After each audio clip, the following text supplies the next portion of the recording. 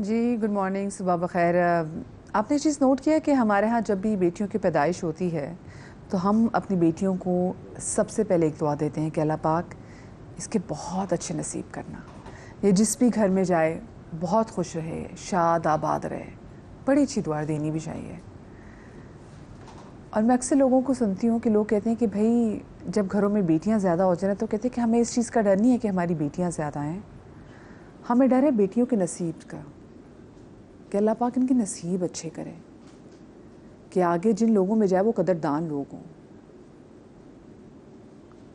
क्योंकि हमने अपने मुल्क में देखा है कि हमारे मुल्क में बेटियां, माएँ, बहनें किस तरीके से अपने घरों में किसी न किसी तरीके से डोमेस्टिक वायलेंस का शिकार होती हैं। ज़्यादा दूर नहीं जाती, 3 साल हो गए नूर मुकद्दम के केस को। नूर मुकद्दम ज़िंदा है लेकिन कॉन्फ्रेंसेस में। हम बहुत शर्मिंदा है जब हम देखते हैं कि नूर मुकद्दम की बूढ़े माँ बाप जो हैं अपनी बच्ची के लिए जस्टिस तलाश करते हुए कॉन्फ्रेंसेस में जा रहे हैं, क्योंकि अभी तक हम ये नहीं देख रहे कि जी मुल्ज़िम को कैफरे किरदार तक पहुँचा दिया। दिल को तसल्ली तभी मिलेगी जब हम देखेंगे कि वो तख्तेदार पर लटका होगा। सारा इनाम का केस आपके सामने है और ये वो लड़कियाँ जो कि बाशऊर, पढ़ी लिखी लड़कियाँ, इंडिपेंडेंट लड़कियाँ, और सारा इनाम was one of the brightest face. वो अपने कॉलेज में भी ब्राइट स्टूडेंट थी। कैसे उसको मारा गया याद है ना आपको? एक पतली दुबान सी लड़की, मियाँ ने उसको डंबल्स मार मार के ख़त्म कर दिया। हमारी क्या ख्वाहिश होती है हम अपनी बच्चियों को किसी बहुत अच्छे घर में भेजें, लेकिन कुछ देर के लिए सोचे तो सही कि एक बहुत ही खूबसूरत घर का एक बहुत आलीशान कमरा, बहुत खूबसूरत वॉलपेपर्स वाली दीवारें, बड़ा ज़बरदस्त महंगा खूबसूरत लेविश बेड, बड़ी खूबसूरत सीलिंग, उस पर बड़ा ही खूबसूरत पंखा, और उस पंखे से लटकी हुई जवान बेटी की लाश। सोचा नहीं ना हमने तो कभी। आज का जो मेरा शो है ये उन तमाम तर माँओं, बहनों और बेटियों के नाम है जो कि अपने लिए, अपनी ज़िंदगी के लिए, अपने माँ बाप की इज़्ज़त के लिए और अपने रिश्तों की बका के लिए अपने घरों में रह के मार खाती हैं। आप लोग हमें कॉल भी, बहुत सारी जगहों पे तो हमने देखा है कि घरों में कोई मसला होता है, लड़की को मारा जाता है तो घर वाले सुलह सफाई करा देते हैं, लेकिन उनको एग्जैक्टली पता नहीं होता कि हम अपनी बच्ची को किस जालिम इंसान के साथ रहने पे मजबूर कर रहे हैं। और सबसे पहले तो मैं चाहूँगी कि मैं सानिया ज़हरा के केस को डिस्कस करूँ कि कैसे वो 20 साल की बच्ची, मैं उसको बोलूँगी कि किस तरीके से वो अपने मियाँ के बेईमाना तशद्दुद का शिकार बन के दुनिया से ही चली गई है। And that girl was expecting. जो मेरा पैनल है, पैनल को इंट्रोड्यूस करा दो। हमारे साथ शर्मीन अली हैं, आप लोग जानते हैं, आप लोगों को रोज़ टेलीविज़न पे देखते हैं ड्रामास में, और किसी तारुफ की मोहताज नहीं है। हमारे साथ लेडी इंस्पेक्टर अनिला इबादत भी मौजूद हैं, अस्सलाम वालेकुम जी। हमारे साथ एडवोकेट सरवत शाह साहिबा मौजूद हैं, अस्सलाम वालेकुम सरवत। और हमारे साथ साइकोलॉजिस्ट नीलम नाज साहिबा भी मौजूद हैं, मैं आपको भी वेलकम करना चाहूँगी। लेकिन उससे पहले मैं आपको मुल्तान लिया चलती हूँ, जहाँ पर मेरे साथ मौजूद हैं सानिया ज़हरा के वालिद असद अब्बास शाह साहब। उनको हम शामिल गुफ्तगू करेंगे। असद अब्बास साहब, अस्सलाम वालेकुम जी। और आपको मेरी आवाज़ आ रही है? जी वालेकुम सलाम जी, आ रही है। असद अब्बास साहब, सबसे पहले तो बहुत ताज़ियत आपके साथ कि इतनी, क्यों कहते हैं ना कि जवान मौत पे तो आसमान भी रोता है, और आपकी इतनी प्यारी बच्ची और इतनी यंग बच्ची इतनी जल्दी चली गई। जो सानिया ज़हरा के केस के बाद सबसे पहले सवाल हमारे दिमागों में आता है, जो मैं आपसे भी पूछना चाहूँगी, आपने इतनी यंग बच्ची की शादी क्यों की?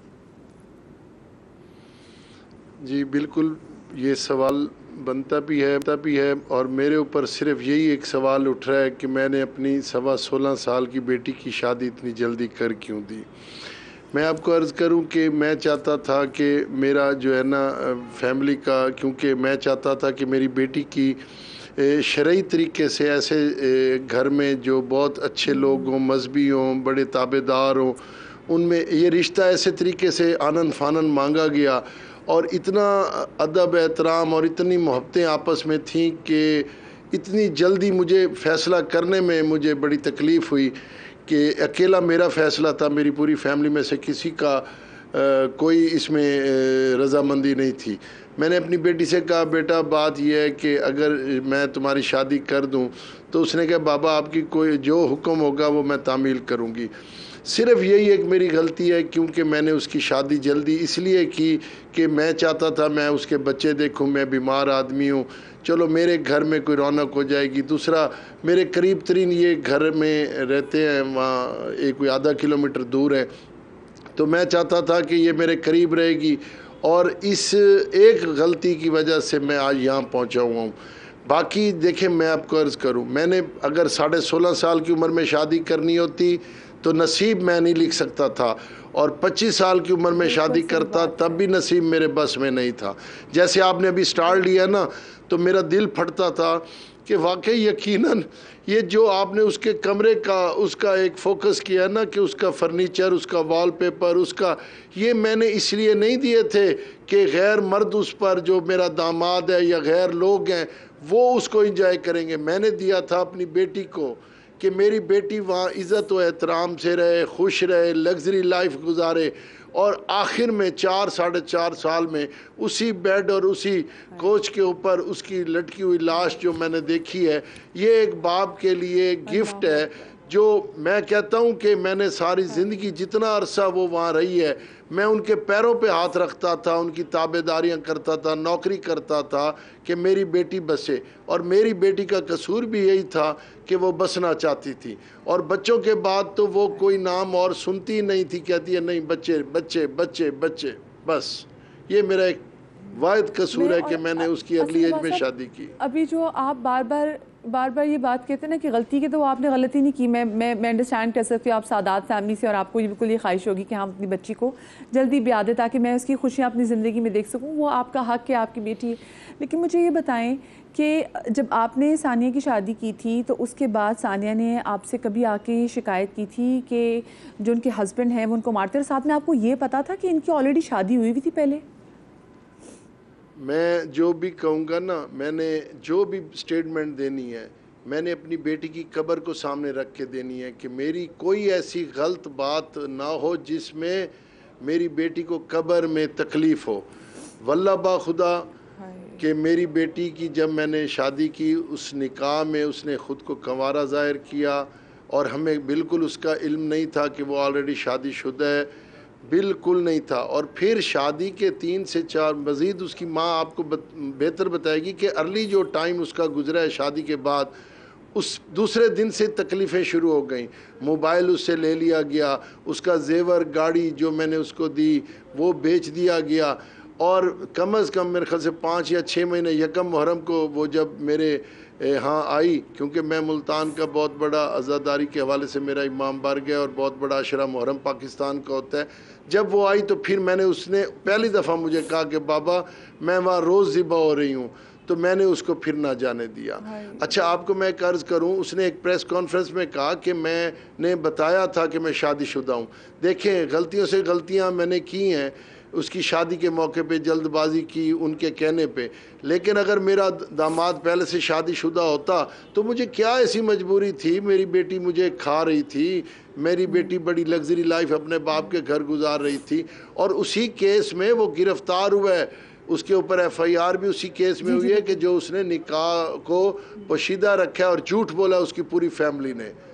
जी ये, और मैं असदबाद साहब, क्योंकि तो देखिए अज़ादारी के दिन है, और अज़ादारी के दिन में फिर आपकी बेटी को भी जब आपका जनाजा उठाना पड़ गया, तो वो आपके लिए, मुझे मालूम है आपके लिए कितनी वो तकलीफ सूरत हाल भी होगी। लेकिन जब मैं जिस कमरे को देख रही थी और जो तस्वीरें सामने आई, यकीन माने जब मैंने तस्वीरें देखी, मैंने कहा अल्लाह ये इसके माँ बाप ना देखें, लेकिन वो पूरी दुनिया ने वो तस्वीरें देखी जो मैं कमरे का नक्शा भी लोगों को बता रही थी। ये तमाम तो चीज़ें आपने अपनी बेटी को खुद सब चीज़ें खुद सेट करके दी थी, और बहुत सारी जगहों पे मैं ये भी सुन रही थी कि शायद घर भी पता नहीं आपका दिया हुआ था। नहीं, घर हमारा नहीं दिया हुआ था, बाकी टोटल इवन के पर्दे तक, वो तो मेरी मिसेज आपसे बात अभी करेंगी, सारा कुछ उसी ने देखा था जहेज़ के हवाले से। मेरा अल्लाह गवाह है, अभी मैं आपको उसकी ना बारात की रिसेप्शन की वीडियो शेयर करूंगा। आपने वो उससे अंदाज़ा लगाना है कि इनका मुल्तान में लेवल क्या था और मैंने किस लेवल की अपनी बेटी की शादी की है, और जो उसमें लोग थे, आप किसी एक को चेक कर लें और उनसे पूछें वो शादी 2019 की कैसी थी। लेकिन देखिए मैं आपको अर्ज़ करूं, आपने जैसे कहा है ना फ़ोटो का, मैंने अपनी बेटी को दफना के मजालिस से इख्तिताम पे जब रात को 2:30 बजे मैं आया तो मुझे मेरे जो लोग थे उन्होंने कहा जी आपने वो फ़ोटो देखा है? मैंने कहा कौन सा? उसने कहा जब आपने हमें भेजा था तो जिस रूम में हम गए थे सानिया के, उसमें हमने वीडियो और फ़ोटो बनाए थे फोरेंसिक वालों के साथ। मैंने जब वो फ़ोटो देखा तो वो मैंने फ़ोटो देखा, मैंने कहा ये इतना वज़नी जो सोफ़ा है अकेली मेरी बेटी कैसे उठा के बेड पे रख सकती है, और चादर भी ख़राब नहीं हुई, और उस कमरे में कुर्सी भी पड़ी है, वो कुर्सी का इस्तेमाल नहीं करती, अपने दुपट्टे का इस्तेमाल नहीं करती। और जब मेजरमेंट हुई, मुझे लोगों ने बताया कि फोरेंसिक वालों ने जब मेजरमेंट की तो उस पंखे के जहाँ कपड़ा बंधा हुआ था वो 8 फुट का वक्फा था, मेरी बेटी का 5 फुट का था, और जो कपड़ा बंधा हुआ था वो मर्दाना कपड़ा होता है जो अक्सर देहाती लोग पहनते हैं, 8-8 7-7 फुट का। तो फिर मैंने देखा कि मेरी बेटी का साइड पे सर झुका हुआ है, घुटनों के बल वो सोफे के ऊपर बैठी है, और मुट्ठी उसकी इतनी बंद है, कोई कहता था मोबाइल है उसके हाथ में, कोई कहता था मुट्ठी बंद है। फिर उसको मैंने क्लोज करके देखा, वो मुट्ठी बंद थी। अच्छा, मोबाइल उसके पास था नहीं। उस पे फिर मैंने दूसरे दिन वो फ़ोटो शेयर किया, और मैंने, क्योंकि सब यही कह रहे थे कि मेरी बेटी ने खुदकशी की है, खुदकशी की है, मैंने वो फ़ोटो शेयर किया। उसके बाद एक वावेला मचा इंसाफ के लिए, और पुलिस तो मानने को तैयार नहीं थी।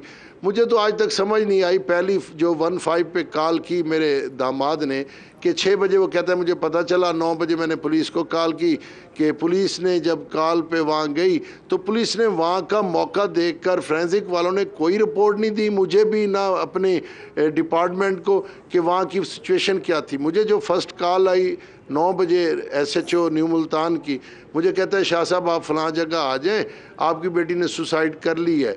फिर रुक गया, और फिर मुझे कहता है कि मैंने वो जो जगह देखी है, पोजीशन देखी है, ये सुसाइड मुझे नहीं लगती। अब देखिए मैं आपको कहता हूँ, मैं किसी पोस्टमार्टम को नहीं मानता। आपको कहीं भी वहमो गुमान में था, आपको ये पता था कि हाँ हालात ख़राब है, लेकिन आपको कहीं पे भी ऐसा लगता था कि वो इतना सफाकी से आपकी बच्ची को भी मार देगा?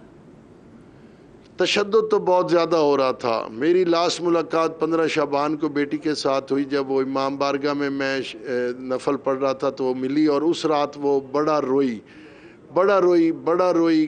लेकिन मैंने कहा तू आ जा, छोड़ दे। उसकी माँ हर फ़ोन पे उसको जब भी रब्ता होता था कहती थी कि छोड़ के आ जाओ। वो कहती थी नहीं मम्मा, कभी तो ठीक हो जाएगा, बस जब शराब पी के आता है तब तशद्दुद करता है, और जो है ना बच्चे रुल जाएंगे। और फिर देखे दूसरी बीवी, जो पहली बीवी सानिया से पहले वाली बीवी थी, उसको भी वो ले के आ गया, और साथ वाले कमरे में उसको उसने अकामोडेट कर लिया। मैं कहता हूँ वो भी बड़ा, मेरी बेटी मैं कहता हूँ इतनी तकलीफ़ में सिर्फ इसलिए गुजार रही थी कि मेरा बाप ये ना कहे कि मैं बसी नहीं हूँ, मैं बोझ बन गई हूँ। तकलीफ़ में मेरी बेटी बहुत थी, और उस तकलीफ़ का अंदाज़ा देखें। मेरी बेटी ने खुदकशी की है, वो कहता है बच्चे की लड़ाई है, थप्पड़ मारा है, मैं बच्चे को ले गया हूँ। मुझे बताएं, कोई माँ अपनी औलाद से ज़्यादा किसी को प्यार कर सकती है? और मेरी बेटी की इतने तो रास्ते बंद हो गए थे, दरवाजे बंद हो गए थे, उसकी माँ बाप तक अप्रोच नहीं थी, गेट पर इतनी सख्ती थी, इतना उसके ऊपर पैरा था, तो उसने कोई तो ऐसा फिर इन्होंने किया कि जो ये कहते हैं कि खुदकशी है तो खुदकशी पे उकसाया है। अब प्रॉब्लम ये है, मरने वाले और मारने वालों को जो सफ़र करना पड़ रहा है, जिनका मर गया है ना उसको सफ़र ज़्यादा करना पड़ रहा है। मैं हर जगह एक ही बात करूँगा कि ये फ़ोटो जो बोल रहा है, चीख चीख कर सानिया बोल रही है कि बाबा मुझे कत्ल किया गया है, ये फ़ोटो किस तरफ ले जाएंगे? फोरेंसिक को आपने छुपा लिया, 15 कॉल को छुपा लिया, पोस्टमार्टम आपने अपनी मर्ज़ी का करा लिया। तो हमारा कोई अल्फाज भी जो है ना वो अल्लाह अल्लाह करे आपको सिस्टम पे जो उम्मीद है। मैं चाहूँगी मैं आपकी बेगम से भी बात कर सकूँ, क्योंकि मैं चाहती हूँ कि जो सानिया आपसे बात करती थी ना वो हम लोगों तक पहुँच जाए, क्योंकि बहुत सारे लोग देख रहे हैं, उनकी बच्चियाँ भी ही मार खाती हैं, और वो बच्चियाँ ना सिर्फ़ और सिर्फ माँ बाप के प्यार में कि हाय हमारे माँ बाप के लोगों को जवाब देंगे। मैं सानिया की जगह स्टेटमेंट भी पढ़ी थी कि सानिया को था कि अब तो लोग, मतलब शमीन, लोगों को ये होता है ना कि एक अब बच्चे हो गए, मैं लोगों को क्या बताऊंगी कि मेरे बच्चे भी हो गए, और वो स्टेटमेंट ऐसी थी कि मैं 19 साल की उम्र में तलाक लेके घर आ गई हूँ। तो वो इतनी वो तकलीफ दे बात थी मेरे लिए। तो ये जो हमारी मैं स्पेशली सानिया के तनाज़ुर से पूछूंगी, ये जो एक पर्सपेक्टिव हमारे मुआशरे में बन चुका है, हम इससे नहीं निकल सकते कभी? मुझे नहीं समझ में आता। लेकिन मैं कहता हूँ आप ठीक है, प्रेफरेबल नहीं है डिवोर्स, लेकिन जो इस चीज़ को समझा जाता है ना कि ये ज़िंदगी का ख़त्म है अगर डिवोर्स हो गई लड़की की, इस माइंडसेट से हमें निकलना बहुत ज़रूरी है, क्योंकि हमने अपनी बेटियों को भी यही सिखाया। अब जैसे कि आप कह रही हैं, she was only 19 years old, she was a kid, practically a kid. क्या होता है 19 साल की एज? लेकिन उसको ये पता था कि अगर मैं घर चलेगी तो मेरी बदनामी होगी, बेइज्जती होगी, मेरे बच्चे हैं। क्यों उसको हम अपनी बेटियों को बचपन से क्यों सिखाते हैं कि शादी हो गई और उसके बाद तलाक हुई तो वो तुम्हारी ज़िंदगी का खात्मा होगा? हमें इस टीचिंग को ना, ठीक है हमारे रिलीजन में है कि नापसंदीदा चीज़ है तलाक, लेकिन फिर भी इजाज़त दी गई है इसीलिए क्योंकि ऐसे सर्कमस्टांसेस कहीं कहीं होते हैं जहाँ पे यू हैव नो चॉइस। तो ये तो मैं देख रही हूँ और मुझे ये देख के हुआ कि एटलीस्ट उसको अपने पेरेंट्स की सपोर्ट थी, एटलीस्ट उसके पेरेंट्स तो कह रहे थे कि आ जाओ, वरना तो हमारी बच्चियों को, हमारी लड़कियों को ये कहा जाता है कि मर जाओ उधर, लेकिन आना नहीं है तुमने। तो उस सूरत में लड़की क्या करे? कुछ नहीं समझ में आता। और फिर हमारा जो आसपास का, हमारी जो सराउंडिंग्स हैं, वो भी इतना दिन रात रीइंफोर्स यही चीज़ कर रही होती है कि लड़की की तलाक हो गई तो उसकी ज़िंदगी ख़त्म है। I think we just need to get out of that mindset. हमें चाहे स्कूल में टीचिंग्स हम करें, सोशल मीडिया पे अवेयरनेस, हम अपने इस तरह के कोई NGOs हों जो कि इस पे काम करें। और दूसरी बात देखें, वही वाली बात कि अगर एक, ये तो खैर इसके माँ बाप थे बुला रहे थे, एक लड़की जिसके पेरेंट्स सपोर्ट ना कर पाए उसे और रिफ्यूज कर दें, वो जाए तो कहाँ जाए? ये भी तो है। बिल्कुल। तो इसीलिए मुझे लगता है कि I think it's high time कि जहाँ हम 10 चीज़ों पे काम कर रहे हैं, वहाँ ऐसी औरतों के जो इस तरह के केसेस हैं उनके लिए शेल्टर्स भी कुछ बनाने चाहिए। ताकि और at the same time Shamin देखिए, आईनी नहीं पता क्या है, जहाँ माँ बाप की सपोर्ट हो उधर भी, जहाँ पर ना भी सपोर्ट हो उधर भी मार रहे हैं। अगर मैंने देखिए, हम अपने घर में आसपास जो हमारी डोमेस्टिक हेल्प भी है उनका भी देख लें, वो रोज़ अपने घर में पिट रही होती है। उनके तो खैर केसेस सामने नहीं आते, लेकिन जो हमने पढ़े लिखे लोग कहते हैं जी तालीम की कमी है, पढ़े लिखे लोगों में हमने देखा है, अयाज मीर, उनके जो बेटे शाहनवाज मीर, वो पढ़े लिखे बैकग्राउंड से उनका ताल्लुक था। बीवी को जिस तरीके से मारा आपके सामने, नूर मुकद्दम को जिस तरीके से मारा गया, कैसे उसके बॉडी के पीसेस के स्लाइसेस किए गए, एक पढ़े लिखे आदमी ने, एक बावसूख फैमिली के बेटे ने ये तमाम तर चीज़ें की हैं। ये नहीं कि जो हम कहें जी किसी छोटे स्कूल से पढ़े हुए हैं, बड़े बड़े स्कूल, बड़ी बड़ी यूनिवर्सिटीज़ के पढ़े हुए लोग, जिनके दुनिया घूमी हुई जिन लोगों ने। और उसके बाद फिर अभी जो हमारे सानिया ज़हरा के जो केस हम डिस्कस कर रहे हैं, वो भी आपके सामने कि अच्छी फैमिली, अच्छा बैकग्राउंड था। आई एम श्योर मेरे साथ अगर सानिया की वालदा आ गई हूँ तो मैं चाहूँगी कि मैं उनसे भी बात करूँ। अच्छा, मैं ज़रा आपसे भी ज़रा जानना चाहूँगी, ये हम साइकोलॉजिकली हम कहाँ स्टैंड कर रहे हैं? अभी तक हम इसी बात पे हैं कि जी बेटी, जिस घर में तुम्हारी डोली जाना, अभी वहाँ से तुम्हारी मैयत ही उठे। अनफॉर्चुनेटली देखें, फाइनेंशियल अब्यूज़ पे और फिज़िकल वायलेंस पे तो देखें आज भी हम शो कर रहे हैं, क्योंकि, और हम शो इसलिए कर रहे हैं क्योंकि डेथ हो चुकी है किसी की। लेकिन मदीहा, अगर हम अब्यूज़ की बात करें, अब्यूज़ बहुत पहले शुरू होता है, राइट? ये लास्ट स्टेप है जहाँ किसी की जान चली जाए, और हम सब की अनफॉर्चुनेटली आंखें खुलती हैं जब किसी की डेथ हो जाती है, इतना बड़ा लॉस हो जाता है। लेकिन जो अब्यूज़ स्टार्ट होता है वो बहुत पहले होता है। वो तब होता है जब मुझे ये एहसास होने लगेगा कि मेरी जान की कोई वैल्यू नहीं है। जिस तरह सानिया के स्टेटमेंट के हवाले से आप कह रही थी, वो अपने बारे में सोच ही नहीं रही थी। वो ये सोच रही थी मेरे बच्चों का क्या होगा, मेरे पेरेंट्स का क्या होगा, अगर मैंने कोई स्टेप ले लिया तो व्हाट विल हैपन, राइट? लेकिन एक 19 years old लड़की को अपनी ज़िंदगी की भी तो फिक्र होनी चाहिए ना। तो आपके साथ अब्यूज़ तब स्टार्ट होता है जब आपको अपनी ज़ात की फ़िक्र होना ख़त्म हो जाती है। मैं आपकी बात को यहीं से आगे बढ़ाऊंगी। सानिया ज़हरा की वालदा भी हमारे साथ मौजूद होंगे, लेकिन मुझे लगता है ये सारा हमारे वालदा ने ना हमें जिस तरह से परवान चढ़ाया ना, हमें आदत है बर्दाश्त करने की। हमें कहते बेटा तूने बर्दाश्त करना है, तूने ही घर बनाना है, तो तूने, मतलब तू ही है जो कि अब इस घर को बचा सकती है ना। तो हम अब्यूज़ बर्दाश्त करने की हमें आदत डाली हुई है, हमें वो अब्यूज़ लगता नहीं है। मैं छोटी सी ब्रेक ले रही हूँ, ब्रेक के बाद मिलते हैं।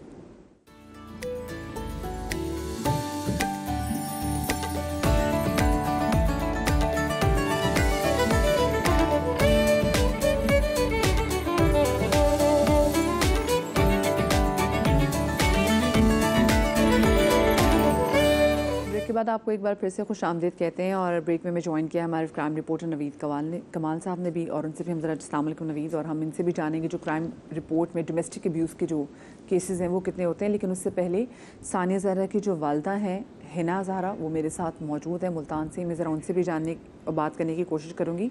अस्सलाम वालेकुम हिना साहिबा, आपको मेरी आवाज़ आ रही है? जी वालेकुम सलाम। हिना जी, सबसे पहले तो आपसे भी ताज़ियत कि इतनी आपकी प्यारी बेटी और इतनी जवान आपकी बेटी जो है वो उसके साथ इतना बड़ा जुल्म हो गया कि दुनिया जिस पे बात करी है। मुझे बताएं कि क्या सानिया इस हवाले से आपसे बात करती थी कि उसको मार रहे हैं, उसको टॉर्चर कर रहे हैं, या उसकी जान को ख़तरा है? सानिया की जब शादी की थी हमने, उसके 2 महीने बाद ही उसके ऊपर टॉर्चर शुरू हो गया था। तो सानिया बताती थी साथ साथ 5 माह के बाद सानिया वापस आ गई थी। जैसे इन्होंने बताया सानिया के वालिद ने कि वो आई थी मुहर्रम में, तो उसने कहा था कि मैंने नहीं जाना, मुझे रोक लें। तो उसको हमने रोक लिया था। उसकी सास से मैंने इजाज़त ली थी कि आप अभी मुहर्रम है तो फ़िलहाल इसको इधर छोड़ दें, लेकिन उन्होंने छोड़ दिया। 3 दिन के बाद अली रज़ा के धमकियों वाले मैसेज आने लग गए कि आप लोगों की जुर्रत कैसे हुई है। सानिया 2.25 साल इधर रही है, वो भी टॉर्चर करता था, वो आदमी उससे राब्ते करता था, टॉर्चर करता था। और सानिया का ये फ़ैसला था, सानिया वापस नहीं थी जाना चाहती उसने, क्योंकि हम लोगों ने नान नुफ्के का जो केस किया था वो सानिया के हक़ में तकरीबन हो गया था। उस बंदे ने इसको बहलाने फिसलाने की कोशिश की, वो नहीं, वो अपने उसी फ़ैसले पे थी कि मैंने। आप लोगों ने केस किया था उनके मियाँ पे? जी किया था केस, जब सानिया यहीं पे थी तब हमने केस किया था। अभी उसका बेटा पैदा नहीं हुआ था। ये है 2020 की बात है। अच्छा, दिसंबर की। ठीक है। उसके बाद चीज़ें ठीक हो गई कि उसने घर वापस चली गई थी? नहीं, वो सानिया तो अब नहीं थी ना जाना चाहती, लेकिन उन्होंने उस अली रज़ा ने क्या किया, एक क्लिप छोटा बनाया, जैसे मौलवी कुछ गवाह बीच में रखे, उसमें उसने तलाक के सीगे पढ़े और सानिया को उसने वो फॉरवर्ड किया। सानिया को कहा उसने, तुम्हारे पास 2 दिन है, अगर तुम ना आई तो हमारी डिवोर्स हो जाएगी। तो सानिया जो भी था ना, वो तलाक नहीं चाहती थी इस बंदे से, तो उस वजह से सानिया फिर वापस चली गई। जब वापस गई सानिया, हम कतई इस हक़ में नहीं थे कि सानिया वापस जाए, लेकिन सानिया ने फ़ैसला किया था। औलाद के आगे खामोश हो जाता है माँ बाप, और क्या कर सकते हैं, क्योंकि उसने कहा था मैंने बसाना है घर अपना हर हालत में। 6 माह तक तकरीबन सब कुछ सही रहा। सानिया का आना तो बिल्कुल नहीं था, लेकिन सानिया को कॉल्स वगैरह सानिया की तकरीबन हर दूसरे दिन आती थी। 6 माह के बाद फिर एकदम से सानिया गायब होने लग गई। 15-15 दिन, महीना कोई कॉल ना आनी। अपनी सास के नंबर से उसने करना फ़ोन, तो कभी जब उसका गैप ज़्यादा होने लग गया तो फिर मुझे घर से 1 किलोमीटर के फासले पे रहती थी, से भी शायद कम पे, 1 किलोमीटर से भी शायद कम पे। तो सानिया ने मुझे बताया था कि आंटी पता करती थी कि क्या हुआ? नहीं, वो आने नहीं देते थे, दरवाजे नहीं खुलते थे। और अगर कोई हमारी तरफ से कोई नौकर गया है तो सानिया कहती थी कि मम्मा ना भेजा करें, मारपीट होती है बहुत ज़्यादा। तो इस बात के ऊपर मैं उससे बोलती थी बहुत कि तुम वापस आओ। और मैं सानिया को कहती थी कि सानिया हमें छोड़ दो, तुम पढ़ी लिखी लड़की हो, अपने लिए आवाज़ उठाओ, अपना तुम देखो, तुम खुद कहाँ पर हो, बच्चे हैं, घर है, तुम्हारा मियाँ है, सब ठीक है, तुम खुद किधर हो, तुम अपने लिए आवाज़ उठाओ। तो बस मामा सब कुछ ठीक हो जाएगा, आप देखना बच्चे बड़े हो जाएंगे, सब कुछ ठीक हो जाएगा। और वो आदमी जब उस बीवी का सानिया को पता चला था तो उसको सिर्फ यही कहता था कि उसको मैं तलाक दे दूँगा, अभी मैं इतने दिन बाद तलाक दे दूँगा, उसको यूँ बहला ही रखता था वो। और पिछले साल 1 सितंबर को उसको बर्थडे गिफ्ट में वो उसको शिफ्ट करके आया था अपने इसी घर के अंदर। और सानिया से मुझे इस चीज़ का बहुत गिला था कि सानिया तुम्हारे अंदर इतनी बर्दाश्त किधर से आई है, किस तरह से तुम ये सब कुछ सह रही हो। जब भाई की डेथ पे आई थी, सब इतनी बातों को डिस्कस नहीं करती थी मेरे से, लेकिन ज़ाहिर अपनी खालाओं से करती रही है, अपनी कज़नों से करती रही है। तो मैं कहती थी कि सानिया वापस आ जाओ। मुझे बताएं, आपने कहा भाई की डेथ, यानी कि आपके किसी बच्चे की भी डेथ हो गई है? जी समझ नहीं आई, सॉरी। आपने भी कहा कि वो भाई की डेथ पे आई थी, तो आपके किसी बेटे की भी डेथ हुई है? जी जी, मेरा बड़ा बेटा है, उसकी पिछले साल डेथ हुई है। उसकी शादी पर नहीं आई, उसकी शादी पे नहीं उसको आने दिया। उसके कार्ड देने के लिए हम लोग गए हैं तो उन्होंने कार्ड रिसीव नहीं किए, उन्होंने दरवाजे नहीं खोले और मैसेज आने लग गए धमकियों के कि यहाँ से जाओ। मैं डबल ताज़ियत करना चाहूँगी आपके जवान बेटे की भी और उसके बाद आपकी जवान बेटी के हवाले से भी। मुझे बताएं, जिन बच्चों के लिए सानिया ने इतनी कुर्बानी दी, वो बच्चे किधर हैं इस वक्त? वो बच्चे हमारे ही पास हैं। और वो दो बच्चों की क्या उम्रें हैं? 3.5 साल और तकरीबन 1.5 साल छोटा। और हिना जी, ये खबरें भी सामने आई थी कि जब सानिया को मारा गया तो सानिया प्रेग्नेंट थी। जी, मैं जब वहाँ पर गई हूँ तो मुझे फोरेंसिक वालों ने कहा है, उन्होंने कहा है कि आपकी बेटी 5 माह की हामला है। तो मैं एकदम हैरान हुई हूँ। तो मुझे उन्होंने कहा कि आप माँ हैं, आपको नहीं पता? तो मैंने कहा मेरा कोई राब्ता नहीं है। लेकिन सानिया की 5 मार्च को मेरे से जब लास्ट बात हुई है, उसमें सानिया ने मुझे कहा था मैं 1.25 महीने का मैंने कंसीव ममा किया हुआ है, लेकिन अली रज़ा नहीं चाहता कि ये बच्चा आए। तो मुझे ना उसने कोई दवाइयाँ वगैरह दी हैं, मैंने कोई ली है मेडिसन, तो ये ना मतलब कि इसको रिमूव करने के लिए। लेकिन फ्रेंसिक की बात और मेरी बात मिलती है, वो 5 मंथ्स ही बनते हैं। अब वो पोस्टमार्टम रिपोर्ट के अंदर जो कुछ भी ले आए वो उनकी मर्जी है। और आप लोगों को कितनी देर बाद पता चला था सानिया की मर्डर के? जब आपको पता चला तब सानिया की डेथ को कितना टाइम हो गया हुआ था? सानिया की डेथ को कम से कम 10 से 12 घंटे हो गए थे, क्योंकि वो फुल बहुत ठंडी हो चुकी थी, वो अकड़ चुकी थी।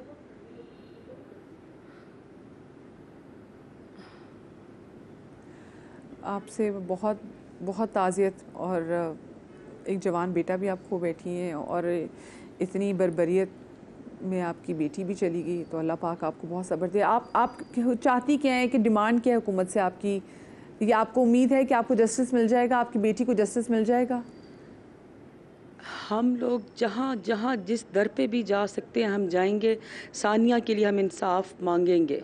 हम जो भी हुकूमत जैसे भी करेगी, हर चीज़ आपके सामने है, हुकूमत की हर चीज़ सामने है, फ़ोटो हर चीज़ बता रहा है। फिर अली रज़ा का जो उसने प्रेस कॉन्फ्रेंस की या जो उसने इंटरव्यू दिए, वो अपने ही सवाल उसने अपने लिए ही खड़े किए। तो हम लोग सानिया को तो इंसाफ हमने दिलाना है। हुकूमत से हमें कोई उम्मीद तो नहीं है, लेकिन हम लोग चाहे जितने एहतजाज करेंगे, हम माँ बाप कहीं पे सानिया के लिए हम खामोश नहीं बैठेंगे। और सानिया के बच्चों के लिए भी, बच्चे तो बहुत छोटे, वो तो अभी जो आप बड़ा बेटा है वो तो यकीनन माँ को भी याद करता होगा। जी हाँ, बिल्कुल करता है। वो खौफज़दा है, वो बहुत खौफज़दा है बच्चा। बच्चे रात को सोते नहीं हैं, वो रोते हैं, सारी सारी रात रोते हैं वो।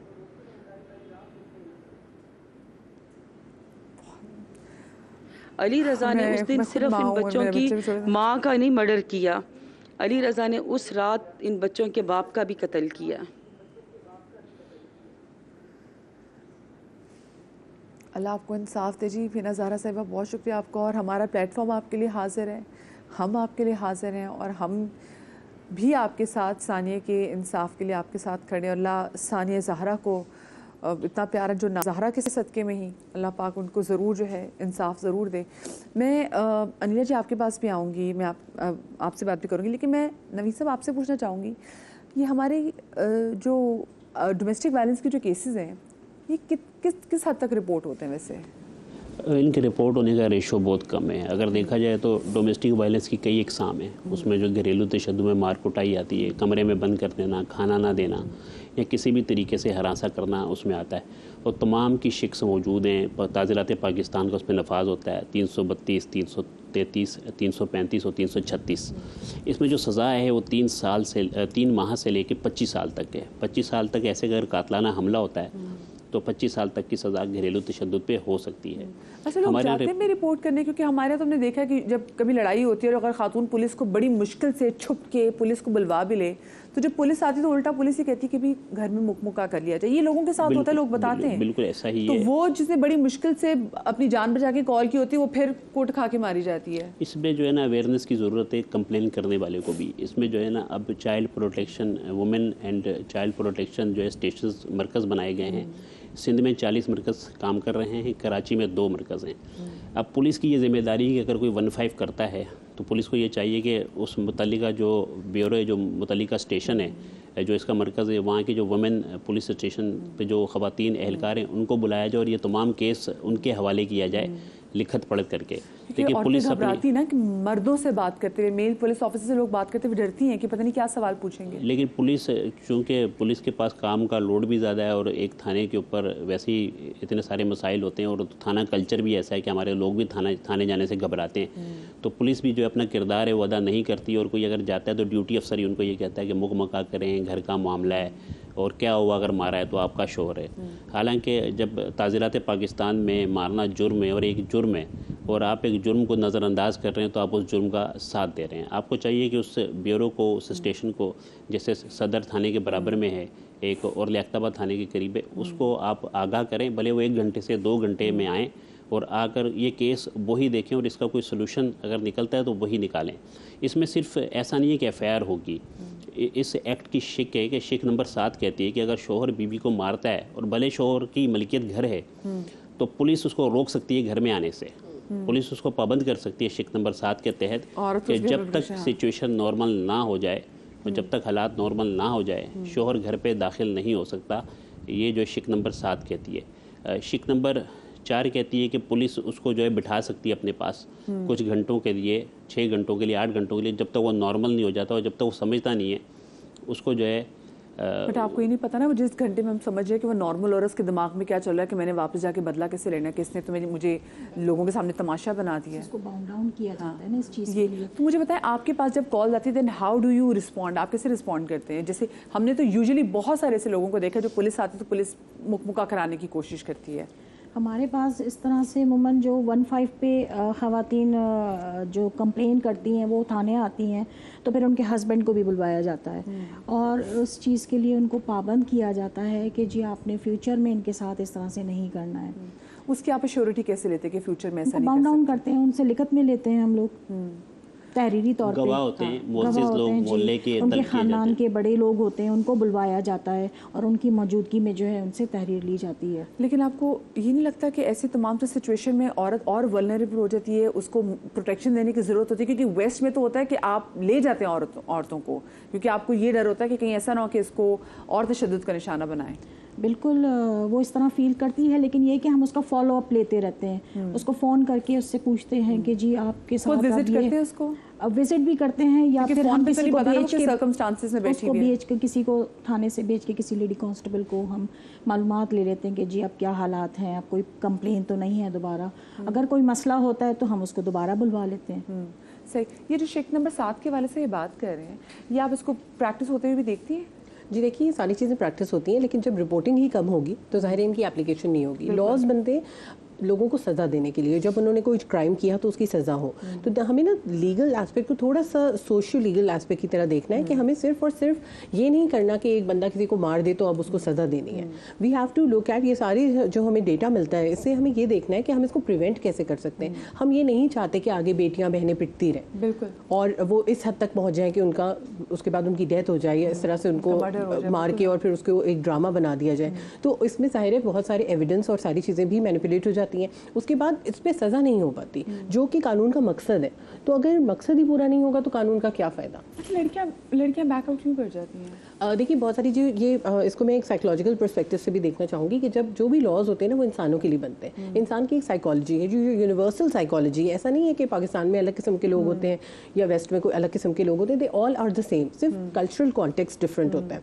हमारे यहाँ क्या होता है, देखिए ये जैसे अब इसके साथ सानी के साथ जो वाक़या हुआ उसमें क्या होता होगा, जब एक दफ़ा तशद्दुद होता है जब हस्बैंड आके सॉरी करता है, कोई गिफ्ट देता है, तो फिर आपके अंदर उम्मीद जाग जाती है। खवातीन तो वैसे ही उनके अंदर वो भूल जाती हैं। जी अच्छा, मैं आपको बताऊँ, सिर्फ खवातीन नहीं, हर किसी के साथ भी होगा ना, चाहे बच्चे के साथ होगा और चाहे आदमी के साथ होगा। ये ह्यूमन नेचर है कि जब आपका इंटीमेट रिलेशन होता है किसी के साथ, आपको उम्मीद होती है, क्योंकि आपके अच्छे वक्त भी उनके साथ गुजरे होते हैं, तो आप क्या समझ रहे होते हैं कि अच्छा ये एक वक्त था, एक फेज था, एक चीज़ हुई, और अब बस जो ये बंदा कह रहे हैं ना, ये इसके बाद तो ये नहीं हो सकता, he has changed, he has understood.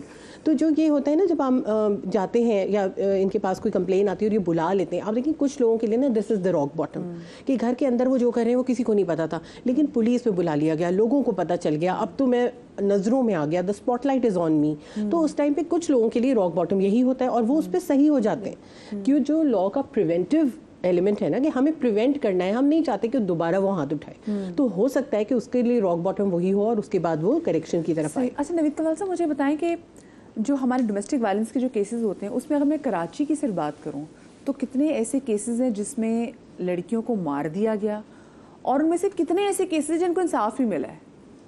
अगर साल में एवरेज, अगर हर साल की हम एवरेज लगाएं तो तकरीबन 20 से 22 ऐसे केसेस होते हैं जिसमें ख़ानदान ये दावा करते नज़र आते हैं कि बच्ची की मौत हादसा नहीं है, इसे जलाया गया है या मारा गया है। मतलब मैं सिर्फ शहर कराची की बात उसमें बहुत सारे केसेस होते हैं, उन पर FIR होती है। FIR पर अगर हम जाएँ तो 5 से 7 केसेस की FIR भी हो जाती है। तो ससुराल में नाचाकी भी होती है और घरेलू मसाइल भी होते हैं, और कुछ केसेस में ऐसा होता है कि उनका सिर्फ शुबा हो, और कुछ केसेस ऐसे होते हैं कि उनका यकीनी तौर पे उनकी बात ठीक हो सकती है। एक केस अभी 3 साल से एक शख्स जो है अपनी बहन का केस लेके घूम रहा है अदालतों में, उसको जला दिया गया था, उसका पोस्टमार्टम कराया, फिर उसकी कब्र कुशाई कराई, कब्र कुशाई के बाद भी उसका DNA कराया, और अब तक उसे इंसाफ नहीं मिला।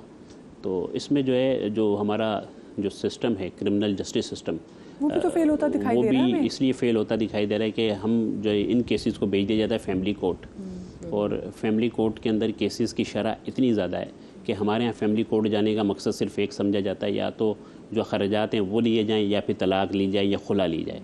फैमिली कोर्ट का मकसद सिर्फ ये नहीं होना चाहिए। फैमिली कोर्ट में जो हो कि दोनों को सुना जाए, देखा जाए, और जिसकी बाज़ दफ़ा ऐसा होता है कि ख़ातून की भी गलती होती है, लेकिन तशद्दुद उसका हल नहीं है। आप उसको बातचीत के ज़रिए समझाएं, उसके बड़ों को बुलाएं और उसको ख़ानदान में बात को लेके जाएं, और अगर आपकी नहीं निभ सकती और आप समझते हैं कि आगे बात नहीं बढ़ सकती, तो उसको एक तरीके कार के तहत अच्छे तरीके से, हमारे शरई तौर पे भी देखा जाए तो है कि एक अच्छे खुश इसलूबी के साथ उस चीज़ को ख़त्म किया जाए, ताकि चीज़ों को ज़रा ख़राब हमारे यहाँ ऐसा नहीं होता। तशद्दुद। हमारे साथ कॉलर भी मौजूद हैं, या अस्सलाम वालेकुम, कराची से। अस्सलाम वालेकुम जी। वालेकुम सलाम। मरिया बहन कैसी हैं आप? मैं जी अल्लाह का शुक्र जी। पहले तो तमाम मुअज़्ज़िज़ मेहमानों को सलाम हो। और यकीनन जो आपने इशू उठाया है, बिल्कुल तशद्दुद होता है, ख़वातीन पे बेइंतहा तशद्दुद होता है, और बहुत सारा ऐसा तशद्दुद होता है जो रिपोर्ट ही नहीं होता। बेचारी वो अपनी घर में बर्दाश्त करते करते वो शायद उनकी ज़िंदगी से भी हाथ धो बैठती हैं। लेकिन मरिया, मेरा एक पॉइंट है जो आप उस पर डिस्कस जरूर कीजिए। एक तो मेरा पॉइंट ये है कि जब घरेलू तशद्दुद मोस्टली होता है तो ख़वातीन पे जब होता है तो उसमें ख़वातीन का किरदार बहुत होता है। किसी भी घर के अंदर सास नन या इस तरह की चीज कई बहू पे तशद्दुद हो रहा है तो वो प्रोवोक करती हैं मर्दों को। जब मर्द को प्रोवोक किया जाता है तो अल्टीमेटली वो गुस्से में तशद्दुद करता है। वो गलत है, मैं ये नहीं कह करना चाहिए, लेकिन उसमें ये भी तो देखा जाए कि खवातीन पे तशद्दुद के लिए किस तरह उकसाती हैं मर्दों को। ये पहलू पे डिस्कस में आप चाहें तो करें।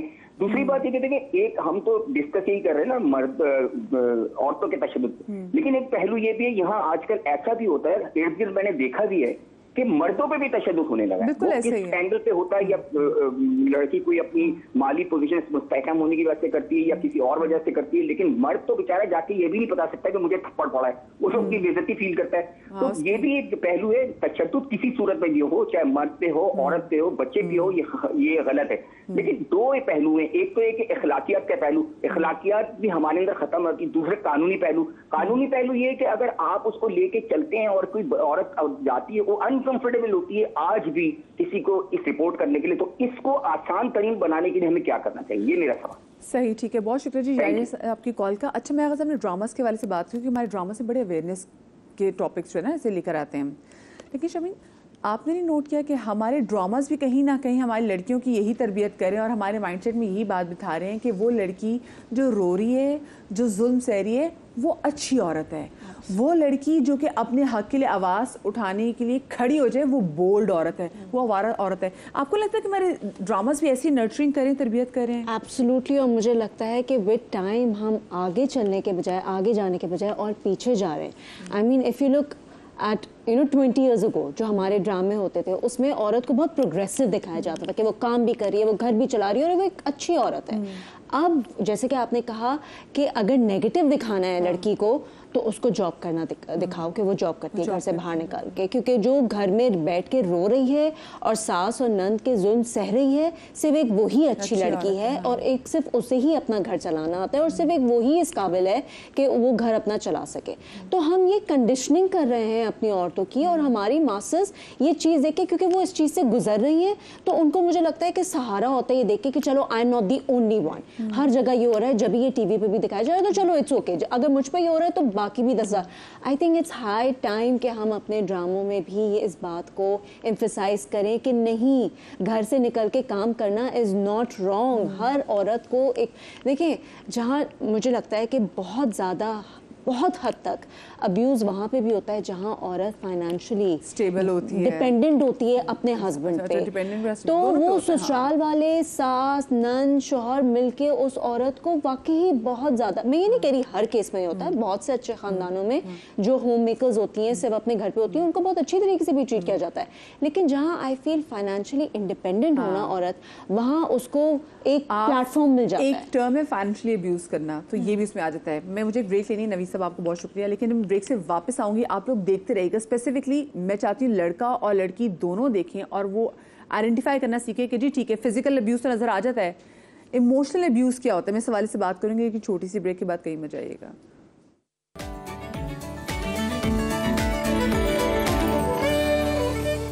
ब्रेक के बाद आपको एक बार फिर से खुशामदीद कहते हैं, और ये मेरा आप दोनों से सवाल है कि हम इसको आइडेंटिफाई कैसे कर सकें नीलम कि ये चीज़ इमोशनल अब्यूज़ के अंदर आ रही है, और वो मुझे आप कुछ रेड फ्लैग्स भी बता दें कि अगर किसी लड़के में, क्योंकि आजकल तो आप लड़कियों को इतना टाइम मिल जाता है कि जी आप मंगनी भी होगी है, चलो बात पक्की होगी तो आप फ़ोन पे बात कर रहे हैं, उसमें इतने ज़्यादा रेड फ्लैग्स आते हैं जो आपको समझ में नहीं आ रहे थे, आप रीड ही नहीं कर पा रहे थे कि अच्छा यार ये बंदा नहीं है जिससे मुझे शादी करनी। वो क्या चीज़ें हैं? मध्यम इसको बहुत सिंपल कर देती हूँ। 3 से 4 पॉइंट्स हैं। अगर ये 3 से 4 पॉइंट्स आपके पार्टनर में या होने वाले पार्टनर में आ रहे हैं, तो आपको इस रिलेशनशिप को रिकन्सिडर करना चाहिए। देखिए, इमोशनल अब्यूज़ सबसे पहले जो करेगा वो आपकी सेल्फ रिस्पेक्ट को टारगेट करेगा, आपकी खुद एतमादी को टारगेट करेगा। आपको सामने वाला पर्सन ये एहसास दिलाने लगेगा कि तुम्हारी कोई वैल्यू नहीं है, सेल्फ एस्टीम तो आपकी बर्बाद। एग्जैक्टली। तुम कॉन्फिडेंस, अच्छा तुम ये पहन के जा रही हो, तुम्हें तो ड्रेसिंग सेंस ही नहीं है। वो छोटी छोटी चीज़ों से मैसेजेस जी क्या पहनिए जो चेंज करके आओ। एग्जैक्टली। तुमने ऐसे कैसे बात कर ली, this is not the way to talk. तुमने क्या खाना ऑर्डर कर लिया, this is not the way to be. तो कितनी नेगेटिव हो ना। एग्जैक्टली ऐसी चीज़ें। हाँ एग्जैक्टली। तो वो बार बार आपको लगेगा, आप खुद को क्वेश्चन करने लगेंगे that I am not good enough, शायद मैं ही कुछ गलत कर रही हूँ। दैट्स द फर्स्ट इंडिकेटर कि कुछ प्रॉब्लम है। सेकेंड चीज़ जो होगी, जो हम इमोशनल अब्यूज़ को कहते हैं, उसमें यह होगा कि वो सामने वाला पर्सन आपकी लाइफ में जो भी आपकी प्रायोरिटीज़ होंगी या इंपॉर्टेंट चीज़ें होंगी, आपको उनसे दूर करने लगेंगे। फॉर एग्जाम्पल, अगर आपके लिए आपका काम बड़ा ज़रूरी है, तो आप देखेंगे आपका पार्टनर जो है वो आपके काम से जेलस होने लगेगा। अगर आप अपने दोस्तों से बहुत क्लोज हैं, तो वो आपकी लाइफ, एग्जैक्टली, आपकी उस लाइफ का पार्ट बनने के बजाय वो उससे ट्रिगर होने लगेंगे। कहेंगे तुम तो हर वक्त अपने दोस्तों में होती हो, ये क्या बात हुई। आप अपने पेरेंट्स से बहुत क्लोज हैं, तो उनको प्रॉब्लम होने लगेगा, जो हम सारे केसेस में देखते हुए आ रहे हैं कि वो आपको उन सारी चीज़ें जो आपकी ज़िंदगी में इंपॉर्टेंट होती हैं उनसे दूर करते जाते हैं। Third thing is power. अगर मैं एक वर्ड में एक्सप्लेन कर सकूँ इमोशनल अब्यूज़ को, तो वो होगा कि एक्सप्लॉयटेशन ऑफ पावर, यानी कि वो आपको हर तरीके से डोमिनेट करने की कोशिश करेंगे, कंट्रोल करने की कोशिश करेंगे। और लास्ट स्ट्रॉ जो होती है वो होता है फिजिकल अग्रेशन, क्योंकि देखा जाए तो फिजिकल तौर पे एक मर्द जो है वो ज़्यादा फिजिकली पावरफुल होता है। तो जब उनको लगता है वो किसी तरीके से आपके ऊपर पावर एक्सप्रेस नहीं कर सकते, तब वो फिजिकल अग्रेशन की तरफ आते हैं। तो अगर ये तीनों चीज़ें आपको लग रहा है कि आपका कंट्रोल लूज होता जा रहा है आपकी ज़िंदगी पर से, आप अपने आप को खोते जा रहे हैं और आपकी ज़िंदगी में जो वैल्यूएबल चीज़ें हैं वो शख्स उसका पार्ट बनने के बजाय आपको उनसे दूर करता जा रहा है, तो प्लीज़ ये समझ लें ये रिलेशनशिप आपके लिए कहीं से भी हेल्दी नहीं है। ये सारे रेड फ्लैग्स हैं। एब्सोल्युटली। और एक और चीज़, ये सारे बिहेवियर्स मुस्तकिल तौर पे होंगे और स्लोली स्लोली स्लोली, जिस तरह कहते हैं ना पत्थर पे भी पानी कतरा कतरा पड़ता है, सुराख हो जाता है। This is how emotional abuse works. Sarwat, मतलब आप आई एम श्योर कि चले एक चीज़ हो गई है और आपको फिर अपने पार्टनर में वो तमाम तरह रेड फ्लैग्स जो है वो खुल के सामने नज़र आना शुरू हो जाते हैं, क्या कर सकते हैं आप? फिर अपने आप को लीगली प्रोटेक्ट कैसे कर सकते हैं? अच्छा देखिए, लीगल एड की बहुत सारी ऐसी फर्म्स और बहुत सारे ऐसे प्लेटफॉर्म्स अब मौजूद हैं जहाँ पे पहले अपने लीगल राइट्स पता करें। हमारे पास अवेयरनेस नहीं है, लॉज हर चीज़ के बने हुए पाकिस्तान में बहुत लॉज हैं, हर तरह की चीज़ की किसी न किसी जगह से आपको प्रोटेक्शन मिल जाती है। अगर आपको डोमेस्टिक वायलेंस एक्ट के अंदर कोई चीज़ नहीं मिल रही, आपको पाकिस्तान पीनल कोड में बहुत सारी और तरीक़ों से प्रोटेक्शन मिल सकती है।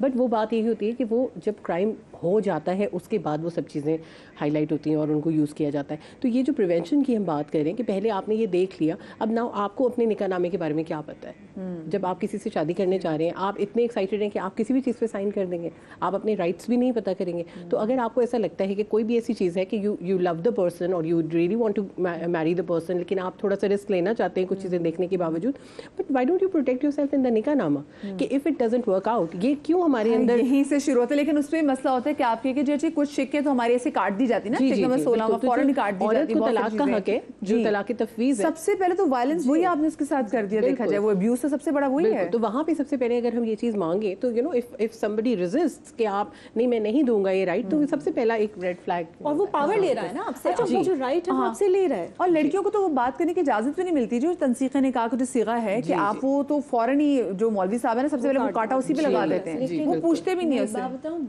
बहुत फैमिलीज को मैं ऐसी जानती हूँ जिसमें लड़की वालों ने खुद कहा कि कोई जरूरत नहीं है इस राइट की, क्योंकि उनको लगता है कि उनकी बेटी जो है उसके पास ये एक पावर आ जाएगी कि थोड़ी सी भी उसको लगेगा कि मसला है तो वो कहेगी कि I am declaring divorce for my self. तो वो आपने घर वालों ने भी तो वहीं पे उसको दबा दिया ना, खत्म कर दिया आपको, आपने उसको उसके राइट्स नहीं दिए। यहाँ पे तरबियत की जरूरत होती है। आप जब तरबियत कर देंगे ना तो फिर the person will not abuse it. तो हमने क्योंकि बच्ची को तलाक के बारे में, जो तलाक घर में लफ्ज यूज किया जाता है तो घर वाले तौबा तौबा करने लगते हैं, कैसी बातें करें, अभी इसकी शादी भी नहीं हुई, तलाक का लफ्ज इस्तेमाल करें। तो जब आपने एजुकेशन ही नहीं की कि तलाक कब ली जा सकती है, किस वक्त आप अपने आप को प्रोटेक्ट करने के लिए ये स्टेप उठाएंगे, तो जाहिर है आप क्यों उसको ये राइट देना चाहेंगे। तो ये पावर और कंट्रोल वाली जो बात है, violence is all about power and control. तो जब हम इसको, और फिर दूसरी बात होती है, जो सहरा होता है उसका होता है डिनायल। वो हमेशा डिनायल में रहता है कि मेरे साथ ये जुल्म हो रहा है, वो उसको मानता ही नहीं है कभी। तो जब वो इस बात को मान ले तो वो कोई स्टेप उठाएगा ना आप, क्योंकि तो उसका साइकिल होता है ना डिनायल का, वो यही होता है कि पहले ट्रिगर होता है, उसके बाद वायलेंस होता है और उसके बाद रिकंसिलिएशन हो जाती है। वो आपको इतनी अच्छी बातें कही जाती हैं कि वो बंदा कहता है कि नहीं, मैं गलत हूँ इस वक्त, if I take an action और मैं इस चीज़ को ख़त्म कर दूँ। ये तो in the heat of the moment हो गया, वो गुस्से में था या कोई ट्रिगर पॉइंट था या मैंने ही कुछ कर दिया होगा, you are made to believe that guilt.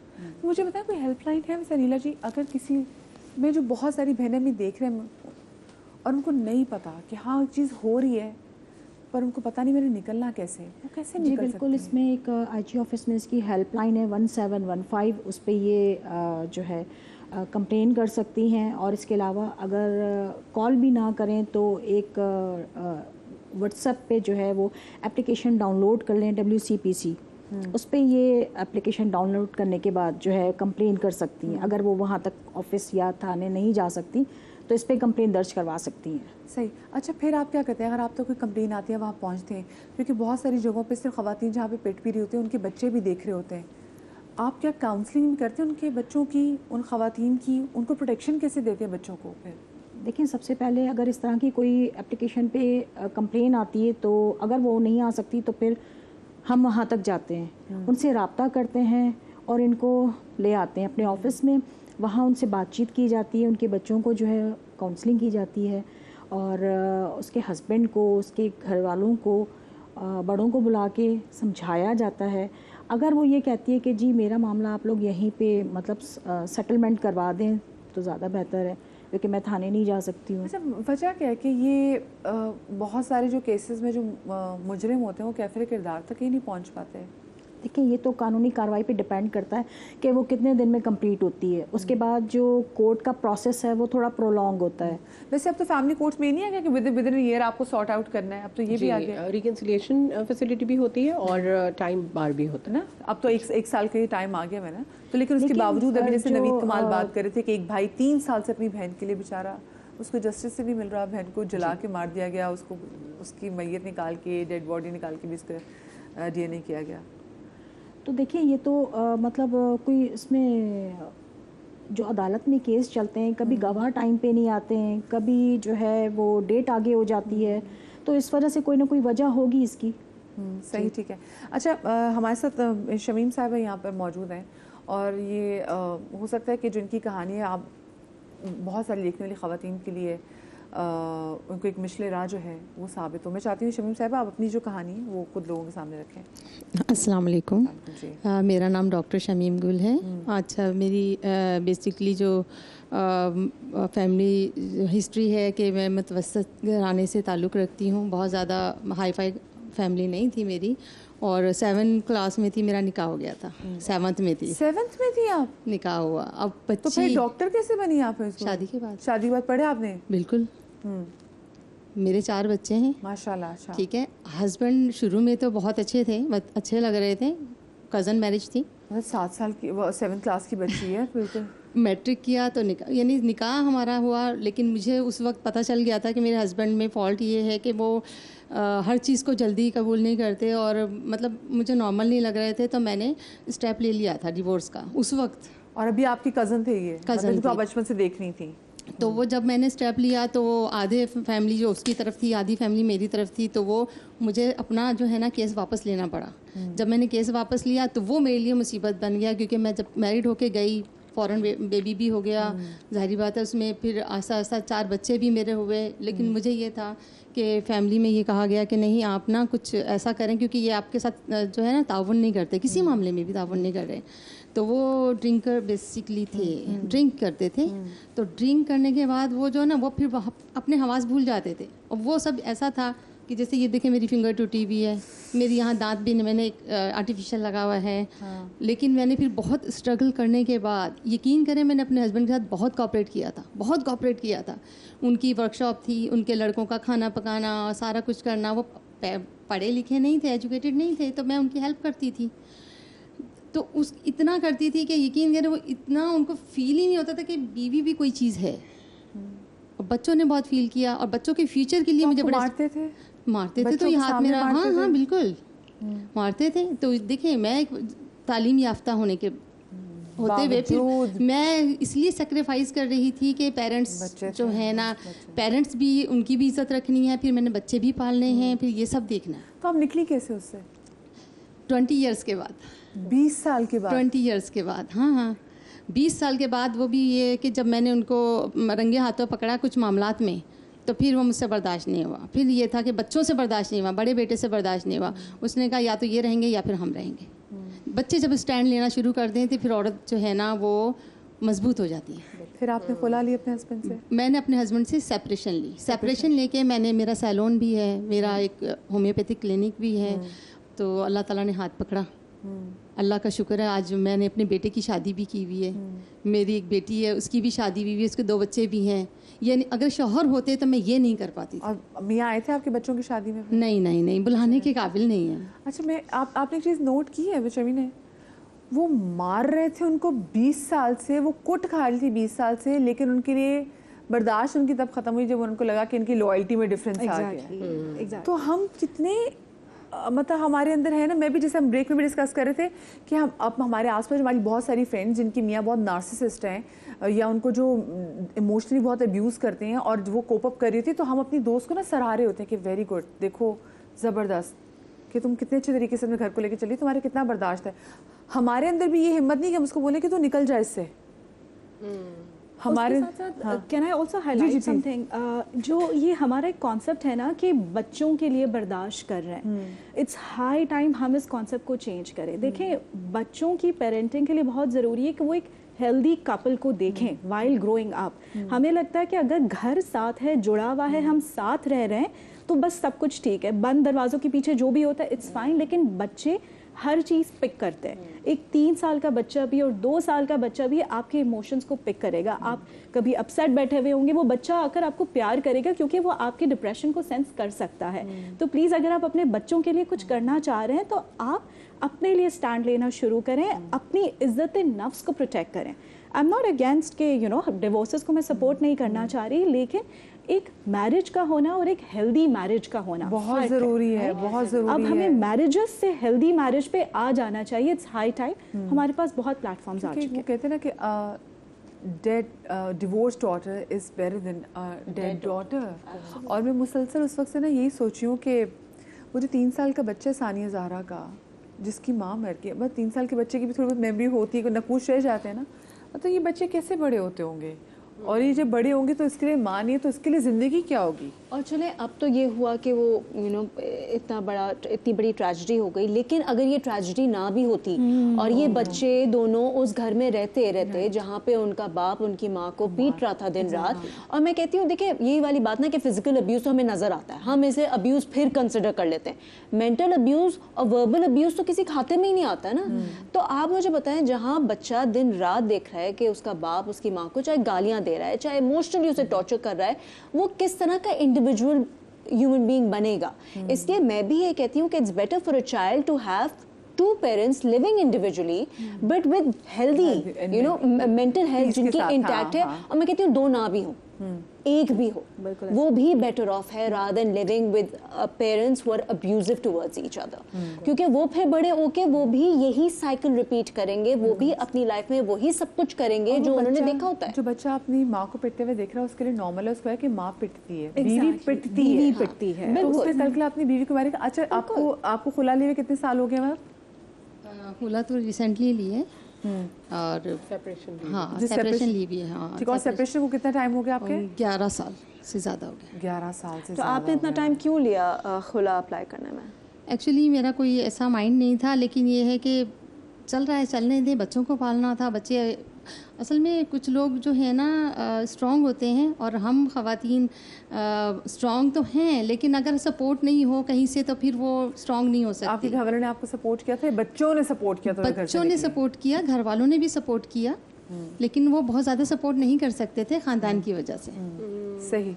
अच्छा, मुझे लगता है ये बहुत बड़ा मिसकंसेप्शन है कि औरत इतनी स्ट्रांग नहीं है। जितनी औरत स्ट्रांग होती है उतना मर्द, ठीक है फिजिकली मर्द हो सकता है स्ट्रांगर हो, लेकिन जितनी औरत स्ट्रांग है उतना मेरे ख्याल से अल्लाह मियां ने इमोशनली मर्द को नहीं बनाया। लेकिन इमोशनली स्ट्रांग होने का मतलब ये नहीं कि आप अब्यूज को आप बर्दाश्त करें। इमोशनली स्ट्रांग होने का मतलब है कि आप अपने लिए स्टैंड लेना सीखें, आप कर सकती हैं और आप दुनिया वालों को फेस कर सकती हैं। ठीक है, अभी भी स्टिग्मा है डिवोर्स का, लेकिन it's not the end of the world. दुनिया आपको लगता है कि बहुत आप बदनाम हो जाएंगे, दुनिया आपको देख के मजाक उड़ाएगी। देखिए हम असल में ना हमने, क्योंकि हम जब सब कॉन्टिनेंट में दोनों साथ रहते थे तो हमें कॉन्सेप्ट नहीं है। वरना अगर हम इस्लामी मुआशरों में देखें, अगर हम इस्लामिक कंट्रीज़ में चले जाएं, वहाँ पर डिवोर्स होती है और वो वही लड़की जिसकी डिवोर्स होती है वो बड़े आराम से कुछ अर्से बाद उसकी दोबारा शादी भी होती है और वो एक्सेप्टेबल होती है। मसला यही है ना कि हमारे यहाँ जो डिवोर्स लड़की है उसकी एक्सेप्टेबिलिटी ख़त्म हो जाती है हमारे मुआशरे में।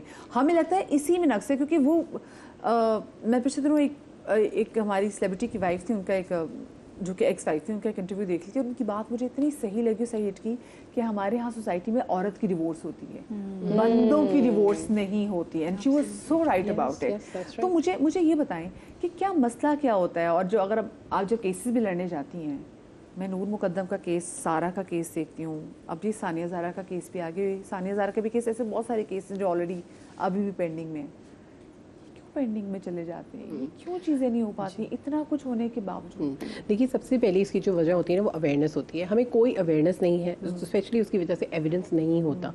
लॉ इज डिपेंडेंट है। जैसे जहाँ एविडेंस भी मैं देखूँ, अगर मैं नूर मुकद्दम की केस में देखती हूँ, एविडेंस भी आ गए, फैसला भी आ गया, सब कुछ हो गया। सारा नाम की केस में देखती हूँ, एविडेंस भी आ गए, कबूल जुर्म भी हो गया, सब कुछ हो गया, स्टिल कुछ नहीं है। जी, सिस्टम फेलियर है। सिस्टम फेलियर और कम्युनिटी फेलियर हमारी बच्चियों को फेल कर रहा है। जी, हमारी आप सोशल फेलियर कहते हैं। आप देखें, जब ऐसी चीज़ हो गई, एक चीज़ जो एक अपने अंजाम पे पहुंच गई और सोसाइटी उसको इम्प्लीमेंट नहीं करी। मैं अपने बेटे को क्यों नहीं बता रही उस केस के बारे में, मैं अपने बेटे को क्यों नहीं सिखा रही कि बाउंड्रीज़ की हेल्दी बाउंड्रीज़ क्या होती हैं, एक कपल के दरमियान क्या हेल्दी बाउंड्रीज़ होनी चाहिए। आप जब एक फैमिली के अंदर ये एक्सेप्टेबल होता है और जस्टिफाइड होता है हर किस्म का हार्म, अगर आपका बेटा कर रहा है तो आपको कभी ना किसी पॉइंट पे नज़र आएगी वो चीज़, राइट। तो आप लॉज भी देखिए, लॉज हमें थोड़ा डिटेरेंट फैक्टर होता है कि अगर मैं ये करूँगा तो मुझे ये सज़ा मिलेगी या मुझे मेरे ऊपर ये फ़ाइन होगा, इसलिए आप सिग्नल नहीं तोड़ते कि मुझे ये फ़ाइन हो जाएगा, मेरे पैसे खर्च हो जाएंगे या मुझे सज़ा हो जाएगी, मेरी गाड़ी ले ली जाएगी, तो वो डिटेरेंट होता है। इसी तरह जब आपको किसी भी लॉ के मुताबिक कोई डिटेरेंट पता होता है तो आप वो नहीं करते। जैसे कि मैं अभी भी कह रही थी कि डोमेस्टिक वायलेंस होता है तो जब आप जाते हैं तो लीगल एड सोसाइटीज़ भी हैं, बहुत सारी लीगल एड ऑफिसेस हैं, अगर आप वहाँ जाएं तो वो आपको अवेयरनेस देते हैं आपके राइट्स के बारे में। अगर वो ऐसे हो सकता है कि अगर देखिए, जैसे उन्होंने कहा कि अगर नवीद कमाल जो हमारे क्राइम रिपोर्टर बैठे हुए थे कि अगर आप बीवी को मारते हैं तो पुलिस आपको 6 घंटे अपने पास बिठाती भी है, लेकिन वो आपको कुछ अर्से के लिए आप पे सख्ती भी कर सकती है कि आपने घर ना जाएं। जी, क्या जिस घर में औरत पिट रही है और उसके पास काफ़ी सबूत मौजूद भी हों, तो चाहे वो घर उसका ना हो, उसकी मियाँ को दिया हुआ, क्या उस घर में उस औरत को प्रोटेक्शन मिल सकती है और वो क्या उस बंदे को उस घर में आने से मना कर सकती है, रोक सकती है? जी बिल्कुल रोक सकती है। बल्कि मैं आपको कहती हूँ, देखिए जो हमें, क्योंकि इस चीज़ के लिए पुलिस की ज़रूरत होती है, इसके लॉ में ये चेक मौजूद है और वो कर सकती है ऐसा, वो डिमांड कर सकती है इस चीज़ की। लेकिन इससे बियॉन्ड अगर हम जाएँ तो क्यों ना ऐसा हो कि उसके माँ बाप ही उसको मना करें कि जब तक अगर तुम अपने आप को करेक्ट नहीं करोगे तो तुम वहाँ नहीं जाओगे तब तक, because she is not safe with you. लेकिन बहुत सारी जगह ये आप लड़की के माँ बाप की वाले से नहीं, लड़के के माँ बाप, तो लड़के के माँ बाप तो लड़के के साथ खड़े होते हैं बहुत सारे। जी यही मैं आपको कह रही हूँ कि देखिए आप जब एक एज अ पेरेंट, जी मैं क्योंकि प्रिवेंटिव मेंटल हेल्थ पे काम करती हूँ, पेरेंटिंग पे काम करती हूँ, तो मैं आपको ये बताना चाह रही हूँ कि देखिए ये सब चीज़ें हमें पहले, जो पेट्रियार्क है ना वो माँ के दिमाग में, माँ ने ट्रांसफर की है अपने बेटे को। ज़रूरी पेट्रियार्क इज नॉट नेसेसरीली हर आदमी के अंदर पेट्रियार्क ही नहीं है, ये औरत भी उसको प्रैक्टिस कर रही है कि एक कलेक्टिव कॉन्शियस है जो पास डाउन ये जनरेशंस में। तो जो माँ है ना वो बता रही है कि तुम बीवी को मार सकते हो क्योंकि तुम्हारा बाप भी मुझे मारता था। सही, सिर्फ देखने से ना बहुत सारी चीज़ें होती हैं। अगर लड़के ने देखा कि मेरी माँ पिट रही है तो वो सिर्फ ये नहीं सीखेगा कि मैं भी अपनी बीवी को मारूंगा, वो ये भी सीख सकता है कि मैं अपनी बीवी को कभी नहीं मारूंगा। ठीक है, मैंने माँ को एक ऐसी अजीब सी सिचुएशन में देखा, तकलीफ सिचुएशन में देखा, तो उसको बात ये होती है कि एम्पैथी कहाँ से आई, किस कैरेक्टर के साथ एम्पैथी आई, एनवायरनमेंट में किसको सपोर्ट किया जा रहा है। अच्छा, मैं समहाउ फिर हम तभी बोलते हैं जब किसी को इतना मारा जाता है कि वो उसको मार ही दिया जाता है।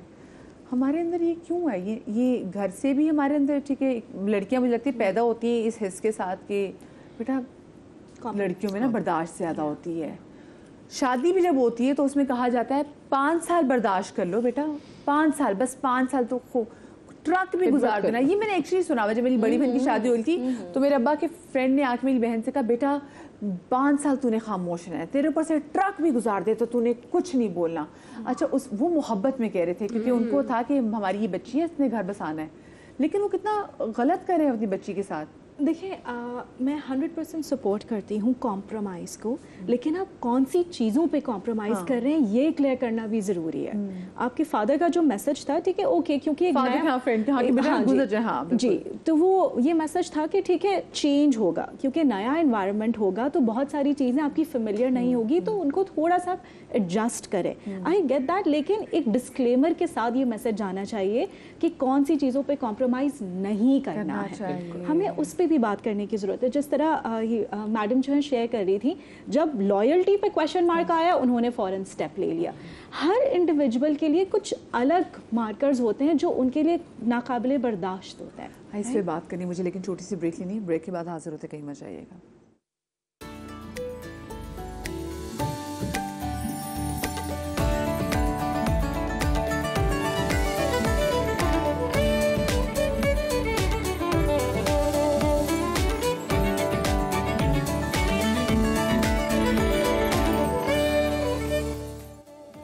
ब्रेक के बाद आपको एक बार फिर से खुश आमदीद कहते हैं। हमारे यहाँ ना बचपन से बच्चियों को बताया जाता है कि आपके घर से ज़्यादा सिक्योर जगह आपके लिए कोई भी नहीं है, बेटा घर में रहो, बेटा घर में रहो। जब मैं ऐसे डोमेस्टिक वायलेंस के केसेस देखती हूँ जिसमें लड़कियों को मार दिया जाता है तो मैं वो कहती हूँ कि ये सड़क पे तो नहीं किया गया था, ये तो घर पे किया गया था। मुझे बहुत बहुत माफ़ कीजिएगा लेकिन मुझे वर्ड इस्तेमाल करना पड़ेगा, जब हम इंसेस्ट रेप देखते हैं वो कहाँ किए जाते हैं? किसी होटल के कमरों में तो नहीं किए जाते हैं, वो घर पे ही होते हैं। छोटी बच्चियों के साथ घरों पे किया जाता है, घर का कोई बंदा करता है। तो ये जो हम बार बार कहते हैं ना जी घर महफूज नहीं, घर के लोग होते हैं जो घर को महफूज बनाते हैं।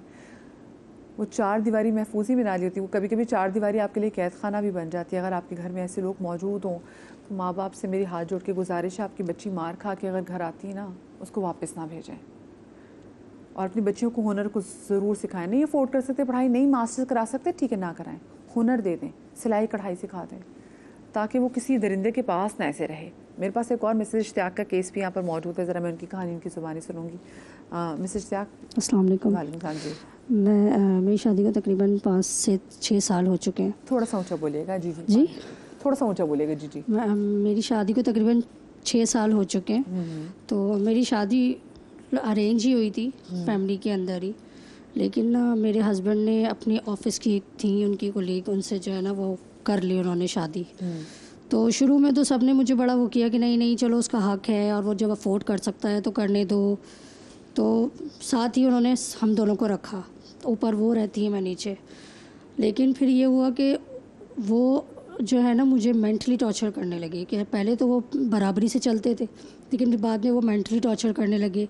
सारा काम मुझ पे, बच्चे भी उनके भी बच्चे मैं संभाल रही हूँ, अपने बच्चे भी, उनकी 2 बेटियाँ हुई उससे, मुझसे 4 बच्चे हैं उनके, वो भी मैं देखती हूँ, उनको भी लुक आफ्टर करना है। छोटी बच्चियाँ हैं वो बहुत ज़्यादा। और मेरी सास जो है ना वो बिल्कुल शुरू में तो थोड़ा सा मेरे साथ सिंपैथी करती थी कि हाँ चलो बस मेरे बेटे ने कर लिया, लेकिन आहिस्ता आहिस्ता उनका बिहेवियर ऐसा चेंज होता चला गया, वो बिल्कुल सेकंड वाली के साथ उसके फेवर में जाने लगी। अच्छा, उनकी दूसरी शादी को कितना टाइम हुआ है? तकरीबन 3 साल होने वाले हैं। और आपसे शादी को कितना टाइम हुआ इनका? मेरे 7वां साल है। अच्छा, 7वें साल में माशाल्लाह आपके भी 4 बच्चे हैं। जी, और जी, उधर से भी जी, मेरे फ़ौरन ही हो गए थे शादी के फ़ौरन ही। अच्छा, तो क्या कहते हैं उसके बाद अब ये होता है कि ज़रा सा भी घर में कोई भी मसला होता है, कोई भी प्रॉब्लम होती है, पहले तो मुझे मेंटली टॉर्चर करते थे, मुझे कहीं नहीं लेके जा रहे, साथ बच्चों को ले गए, सास को ले गए, मैं घर में बैठी हूँ, घर के काम करने, मैंने खाना तैयार रखना है, हर चीज़ मैंने करनी है, उनके बच्चों को भी मैं स्कूल भेज रही हूँ, सब कुछ मैं कर रही थी, अपनी नसीब समझ के मैंने कॉम्प्रोमाइज़ कर लिया। लेकिन अब उन्होंने क्या किया, अब वो मुझ पर हाथ उठाने लगे। उनकी अगर अपनी सेकेंड वाइफ से कोई होती है, तल्क कलामी कुछ होती है, उसका नज़ला मुझ पर निकलता है कि तुमने उसका मूड ख़राब कर दिया, तुमने उससे ऐसा क्यों कहा। तो मैं भी सोचूं कि वो भी उनके बच्चे भी अगर छोटे हैं तो मेरे ख्याल से अभी कितने छोटे होंगे जो स्कूल जाते हैं? वो अभी 1-2 साल की है, मतलब 2.5 साल की है, मॉन्ट में छोटी, जो दूसरी वाली है ना, और एक छोटी है, और जो मेरे बच्चे मेरे थोड़े बड़े हैं। तो खैर, लेकिन ये है कि वो अब मारना उन्होंने शुरू कर दिया, बाकायदा ना हाथ उठाना। तो मुझे ये क्या था कि शायद मेरी सास मेरे लिए थोड़ा सा फेवर करें कि मैंने इतनी खदमत की है इनकी, तो थोड़ा मेरे लिए बोले। वो नहीं बोलती, वो कुछ नहीं कहती है कि ना नहीं बेटा तुम्हारा नसीब है। आपने क्या सोचा मैसेज था कि आपने क्या करना है, आपने ऐसे ही रहना है या नहीं? मैं असल में मेरे पास अब वापसी का रास्ता नहीं। मेरे घर में मेरी सिस्टर्स हैं, छोटी हैं बहनें। मैं अपने पेरेंट्स से कहती हूँ तो कहते हैं बेटा तुम्हारा नसीब है, अगर हम तुम्हारी अपनी मर्जी से भी करते वो भी ऐसा निकल आता, फिर क्या कर लेती तुम, या अगर हम सेकंड जगह कर दें तुम्हारी वो भी ऐसा निकला है, तो तुम इसी से कॉम्प्रोमाइज़ करो, और हम इतना ज़्यादा वो नहीं कर सकते। मुझे एक बात वैसे ये समझ में नहीं आती, हम इतनी जल्दी बच्चे भी पैदा कर लेते हैं, एटलीस्ट थोड़ा सा टाइम हमें अपनी शादी को देना चाहिए। हम फ़ौरन लोग कहते हैं जी फ़ौरन बच्चा पैदा कर लो, अंडरस्टैंडिंग हो जाएगी। अरे भाई, बच्चा पैदा होने से अंडरस्टैंडिंग कैसे हो सकती है? ये मुझे वाकई बात समझ में नहीं आती। अगर आपको हाँ, क्योंकि हमने तो बहुत सारे ऐसे लोगों को देखा है जिनके काफ़ी बच्चे होते हैं और शादी के कई सालों में भी बाद भी उनकी अंडरस्टैंडिंग नहीं होती। तो ये एक इस पे जो मैं ट्रेंड पे बात करूँगी कि बच्चा भी आपके पैदा हो गया, आपको पता है आपने इनके साथ नहीं गुजारा करना, तो ये हमें ये अपने बच्चों को सिखाने की ज़रूरत नहीं है कि बिल्कुल, क्योंकि आई थिंक इसकी जो मेन फॉल्ट यहाँ पे, मैं आई नो कि कुछ लोग बहुत ऑफेंड होंगे इस बात को सुन के, लेकिन यहाँ पे मुझे औरत की गलती लगती है। अगर आपको समझ में आ रहा है कि आपका रिलेशनशिप इतना स्ट्रॉन्ग नहीं है, आप अपने पार्टनर को नहीं समझ पा रहे, दे आर कंपैटिबिलिटी इश्यूज, तो आप प्लीज़ फॉर गॉड सेक आप बच्चों पे बच्चे ना पैदा करो, अरे उनकी लाइफ मिजरेबल ना बनाएं। And there ways for a woman to protect herself. ये नहीं है कि औरतें जो बैठ जाती हैं कि भाई हमारे हस्बैंड नहीं मान रहे थे, उनको बच्चे करने थे। Protect yourself. You know there clinics everywhere, you go take matters into your own hands. मुझे समझ नहीं आता कि औरत इतनी ज़्यादा क्यों हेल्पलेस हो जाती है, क्यों अपनी प्लानिंग, अपनी लाइफ की प्लानिंग नहीं कर पाती, क्यों इसमें इतनी कोई बड़ी बात नहीं है इसको समझना कि अगर आप चलो एक हो गया वही वाली बात ना कि शुरू में तो सब आपको, आप यू गलेबल ऑल्सो, यू यंग, आपको लोग समझाते हैं बच्चा होगा लाइफ, आप आ जाते हो बात में। बच्चा पैदा होने के बाद तो आपको समझ में आ जाना चाहिए ना कि कोई फर्क नहीं पड़ा। वैसे माँ बनने का बड़ा शौक होता है, माँ बनेंगे, ये भी होता है, ये भी होता है। लेकिन आई फील कि जहाँ बहुत स्ट्रॉन्ग रिलेशनशिप होता है ना मियाँ बीवी का, बच्चा पैदा होने के बाद वहाँ पे भी थोड़े से डिफरेंसेस और फ्रिक्शन आ जाती है। It takes a long time for a couple to adjust into a life with a child. तो उसके बाद तो आपको समझ आ गई ना, वहाँ पे स्टॉप हो जाओ, फिर दूसरा, तीसरा, चौथा। ये मैं आपको बिल्कुल एंगेज करूँ कि हमारे ये भी तो माइंडसेट है ना कि जी बंदा बाप बन जाएगा तो इसमें जिम्मेदारी आ जाएगी, एक बार उसकी औलाद हो जाना इसको समझ आ जाएगी। ये भी तो आप देखती हैं ना कि हमारे ये भी तो बहुत होता है। जी बिल्कुल ऐसा होता है कि ख़वातीन अक्सर ये देखती हैं कि अगर ये मेरे साथ बिहेव अच्छा नहीं करा तो बच्चा होने के बाद ये सही हो जाएगा और मुझे और इज्जत मिल जाएगी, और इज्जत मिल जाएगी, क्योंकि इसमें कुछ उनके अपने घर का भी, ख़ानदान का भी प्रेशर होता है कि जी बच्चे हो जाएंगे, ये खुद ही सही हो जाएगा। लेकिन इस तरह होता नहीं है ऐसा। अच्छा क्या हो सकता है वैसे उनके केस में कि नान नुस्खे का कोई केस भी नहीं कर सकती, ये कह रही मेरे पास कोई, ये पीछे भी नहीं जा सकती जी। मतलब मैं वही हैरान हूँ, 7 साल की शादी में इनके 4 बच्चे हैं, उनके मियाँ ने भी दूसरी शादी कर ली, उनसे भी इनके 2 बच्चे हैं, ये किधर जाएंगी जी। अच्छा देखिए यहाँ पे मैं कहूँगी कि जो सोशल लीगल हमें चीज़ देखनी है इसकी, अगर ये लीगल एक्शन ले लेती हैं तो इनके ऊपर मज़ीद तशद्दुद होगा। इस डर से फिर ये ज़ाहिर शिकायत नहीं करेंगी, घर वाले भी इनके साथ नहीं है। तो बिल्कुल जो प्रोटेक्शन लेनी होती है ना, वो आपको जब सबसे पहले खुद विक्टिम माइंडसेट से निकलना होता है। जब आप अब पुलिस को बुला लेंगे और पुलिस के पीछे छुप जाएंगे तो पुलिस ने तो वापस चले जाना है। आप अम्मी को बुला लेंगे, आप उनके पीछे छुप जाएंगे, उन्होंने तो वापस चले जाना है, फिर आप उसी बंदे के साथ हैं। तो अपना माइंडसेट, ग्रोथ माइंडसेट रखना है। आपने पहले खुद ये इरादा कर लेना कि मैंने आइंदा नहीं पिटना, ये मुझ पे हाथ नहीं उठा सकता। So then what do you do in a situation where your husband is beating you up? What do you do? जी, जब देखिए कि आप फिजिकली ओवरपावर नहीं कर सकते मर्द को। एक मर्द अगर आपको मार रहा है, चाहे वो आपके देखने में आपके आधे साइज का हो, लेकिन जब मर्द का हाथ उठता है ना तो अच्छी स्ट्रॉन्ग से स्ट्रॉन्ग औरत जो है वो गिर जाती है। तो क्या करे? और उसमें सिर्फ ये नहीं कि फिजिकली आप दिमागी तौर पर एक्सेप्ट नहीं करते कि अच्छा इसने मुझे मार दिए, इसमें शॉक हो जाते हैं। बिल्कुल बिल्कुल। देखिए जब मैं आपको ये बता रही हूँ कि आप बुलाएंगे तो पुलिस को ही या घर वालों को, लेकिन आपके माइंडसेट पे डिपेंड करता है कि आपके साथ आगे क्या होगा। जब आप वो लोग चले जाते हैं ना, उसके बाद फिर जो हस्बैंड होता है वो रिवेंज पे आ जाता है। वो कहता है अब तुमने मेरे साथ एक और ये किया ना, मैं तुम्हें और तुमसे बदला लूंगा और तुम्हें और दबाऊंगा। तो बात ये थी, देखिए ये पूरा ये पावर एंड कंट्रोल का जो माइंडसेट है ना, उसमें एक विक्टिम भी है, उसका भी माइंडसेट है। तो एक पावर, एक परपेट्रेटर है और एक विक्टिम है। तो जब दोनों की साइकोलॉजी मैच होती है ना, तो ही वो मतलब it's a match made in heaven कि एक जो है जुल्म कर रहा है और एक जुल्म सह रहा है, तो they are a perfect match. इसीलिए वो एक घर में सर्वाइव कर रहे हैं। अगर वो उठ के चली जाए, जैसे आपको देखिए हर औरत को ना अपने शौहर की वीकनेस पता होती है। अगर आप ये देखें कि उसके बच्चे भी उसकी वीकनेस है, आप उसके बच्चे लेके चली जाए, कहाँ जाए? देखिए बहुत सारे सवाल हैं। छोटी बहनें घर बैठी बिल्कुल जी, बहुत सारे सवाल जी। मर्द छीन लेते हैं, बात क्या होती है, देखिए निकाल देते हैं, औरत को निकाल देते हैं जी। अब आप देखिए ना, अगर औरत जब जाती है और उसको पता है कि जो बच्चे मैं नहीं पाल सकती, तो वो क्यों नहीं छोड़ कर जाती उसके ऊपर? जैसे उसने दूसरी बीवी के बच्चे इनके ऊपर जिम्मेदारी डाल दी है, तो ये क्यों नहीं छोड़कर जा सकती कि उसके ऊपर जिम्मेदारी आए? This is what I fail to understand, और मैं ये टेलीविजन पे कहना नहीं चाह रही थी because it's going to be a very controversial statement and people are going to come after me for saying this. लेकिन जहाँ औरत फाइनेंशियली इंडिपेंडेंट नहीं है, उसको पता है कि वो अपने बच्चों का नहीं ख्याल रख सकती, वो फाइनेंशियली उनको नहीं प्रोवाइड कर सकती, लेकिन वो उस घर में मर रही है, तो why can she not put herself first and say ठीक है तुम अपने बच्चों को संभालो, I need to get out of here for my own mental health. मैं सेपरेशन लूँ, चाहे वो ठीक है डिवोर्स ना फाइल करे, 1 साल 2 साल के लिए सेपरेशन लेके एक अकेली जान तो माँ बाप के घर भी चली जाएगी ना, जबरदस्ती रह जाएगी, तो हो सकता है माँ बाप एक्सेप्ट कर ले। 4 बच्चों के साथ जाएगी, माँ बाप नहीं कर पाएंगे, बिल्कुल। उनके लिए बहुत बड़ी रिस्पॉन्सिबिलिटी है। बिल्ड योरसेल्फ, आप कुछ पढ़ लें, आप कोई काम कर लें, आप हॉस्टल में भी रह सकते हैं, आप कोई अपने लिए एनवायरनमेंट। माँ बाप पे आते कि आजकल के महंगाई के ज़माने में, लेकिन मुझे बताएं ये जो हमें भी कब लगता है, मुझे बता नीलम, कि हम एक हेल्दी मैरिज में रह रहे हैं, ये भी ज़रा बताएं। And when is the right time to walk out instead of कि रादर देन कि हम रुकें, इतना कुछ बर्दाश्त कर लें, कि आपका बच्चा भी दिमागी तौर पे, मैंने बहुत सारे ऐसे लोगों को देखा है कि जो सिर्फ कि जी अब मेरी बेटियां हैं, बेटियों की मैंने आगे शादी करनी है, लोग क्या बोलेंगे, माँ को तलाक हुई थी, और उसमें मैं देखती हूँ कि उन बच्चों की भी दिमागी तौर पे सेहत बर्बाद, उस घर में रहने वाले लड़कों की भी सेहत बर्बाद, और वो नॉर्मल फैमिली नहीं रहती ना फिर तो। It's very simple. Healthy marriage को अगर मैं कहूँ तो द कीवर्ड इज़ रिस्पेक्ट।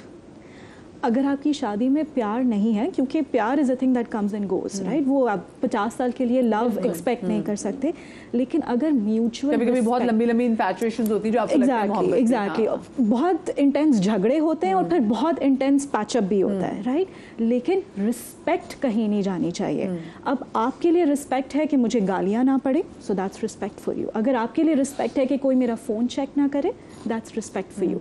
आपके लिए रिस्पेक्ट है कि मेरे पास मूवमेंट की इजाज़त हो, दैट्स रिस्पेक्ट फॉर यू। कोई मेरे ऊपर हाथ ना उठाए, what ever your definition of respect is, सामने वाला पर्सन उसको होल्ड करे, राइट, और एहसास, ठीक है, if they know what you feeling in the moment. ये एक एहसास ऐसी चीज़ है, या एम्पैथी ऐसी चीज़ है जो स्किल है, जिस पे हमें बहुत काम करने की ज़रूरत है और बहुत ग्रास रूट लेवल पे काम करने की ज़रूरत है। बचपन से बल्कि माओ को पहले ट्रेन और बंदों को भी ट्रेन करना चाहिए। शहजाद कॉलर हमारे साथ हैं हैदराबाद से। अस्सलाम वालेकुम जी। जी वालेकुम सलाम, कैसे हैं आप? खैरियत से? बिल्कुल ठीक जी। शहजाद क्या कहना चाहेंगे? जी अल्लाह का शुक्र, बहुत शुक्रिया, इतनी मुश्किल से आपकी कॉल लगी है। अच्छा, आपका टॉपिक बहुत अच्छा है, लेकिन मेरा एक प्रॉब्लम है जिस पर मैं चाहूँगा कि डॉक्टर साहब इस पर मुझे गाइड करें। वो मैं सुन रहा था क्योंकि मैं खुद तकरीबन 6-7 महीने से डिप्रेशन में हूँ शदीद, वाइफ की वजह से। अच्छा, आप शेयर करना चाहेंगे शहजाद साहब? जी आपको आवाज आ रही है? जी बिल्कुल आवाज आ रही है। आप शेयर करना चाहेंगे कि आप डिप्रेशन में क्यों हैं वाइफ की वजह से? जी बिल्कुल, मैं बताता हूँ। मेरी अपनी 5 साल हो गए शादी को, बेटा है अल्लाह का शुक्र है, बट ये प्रॉब्लम ये है कि वाइफ जो है वो इतनी मतलब सम टाइम हाइपर हो जाती है, और वो इतनी छोटी छोटी बातों को लेके कि खैर वो तो मैं नहीं बता सकता आपको, लेकिन अब बहुत ज्यादा कोशिश करता हूँ हम्बल रहने की, समझाने की, समझ भी जाती है, लेकिन ज्यादातर ऐसा ही होता है, बहुत सारे चैलेंजेस आ रहे होते हैं। एक चैलेंज ये आ गया कि वो कह रहे हैं कि भाई घर मेरे नाम कराओ। अब ये इतना सब कुछ इतना इजी तो नहीं होता ना। जो जहाँ आप डोमेस्टिक वायलेंस की बात कर रहे हैं, औरतों के हुकूक की बात कर रहे हैं, आपने भी सानिया की बात की, उसमें इतना एक अफसोसनाक ये सानिया है, अल्लाह ताला उनको सब्र दे। लेकिन ये हमें इस तरह काउंसलिंग की भी जरूरत है। किस तरह मैं अपने मामला को सॉर्ट आउट करूँ कि वाइफ को किस तरह समझाऊं? प्लीज जरा डॉक्टर साहब से कहिएगा कि मैं आपका शो देख रहा हूँ कि मुझे इसमें मेरी मदद करें, मुझे एडवाइस दें कि वो काम डाउन किस तरह रहे, मतलब मैं मजीद क्या कर सकता हूँ? अच्छा, मुझे सिर्फ ये बताएं, वो सिर्फ काम डाउन, वो सिर्फ गुस्से में ही आती हैं, शाउट करती हैं, या वो घर की चीजें भी फेंकती हैं, या आपको भी नुकसान पहुंचाने की कोशिश करती हैं? नहीं देखिए, जब मामला बहुत आगे बढ़ता है तो जरूरी तौर पर ऐसे ही है कि किसी एक को तो थोड़ा सा तहम्मुल का मुजाहरा करना चाहिए। तो अमूमन ऐसा ही होता है, मैं तहम्मुल का मुजाहरा करता हूँ, बात सुन लेता हूँ, या घर से बाहर चले जाता हूँ, क्योंकि घर का माहौल भी डिस्टर्ब ना हो, वालदा भी डिस्टर्ब ना हो, जाहिर सी बात है, और बात बाहर आगे ना बढ़े। लेकिन अब वो बेजा ख्वाहिशात, आपको पता है आजकल इन्फ्लेशन, महंगाई, सारे मामला हैं, लेकिन ये जो बेजा ख्वाहिशात होती हैं और लोगों को देख के अपने आप को कंपेयर करना, तो ये काफी प्रॉब्लम आजकल माशरे में है। हाँ। तो डॉक्टर साहिब अगर इस तरफ रहनुमाई करें, आपका इतना अच्छा पैनल है, इसको भी कुछ गाइड करें, हम भी सीखें और लोगों को। चलें, बहुत शुक्रिया शहजाद साहब। और ये जो इनका मसला लग रहा है, मुझे लग रहा है बहुत सारे बंदों का ये मसला ऐसा है। देखिए, अब इसमें it's very simple, communication, right. जिस तरह उन्होंने कहा कि उनकी वाइफ की डिमांड ये है कि घर उनके नाम करें, राइट। देखिए, एक औरत कब चाहती है कि घर उसके नाम हो? जब वो इनसिक्योर फील कर रही है। तो आपको ये ज़रूरी है अंडरस्टैंड करना कि वो एक्चुअल में क्या चाह रही है। घर रिप्रेजेंट्स व्हाट, ठीक है, वो एक सेंस ऑफ सिक्योरिटी है कि कोई मुझे निकालेगा नहीं, कोई मुझे बेघर नहीं करेगा, कोई मेरे ऊपर लाकर किसी को नहीं बिठा देगा। तो अगर एक औरत की घर की नीड आ रही है, तो यानी कि वो आपके रिलेशनशिप में इनसिक्योर महसूस कर रही है।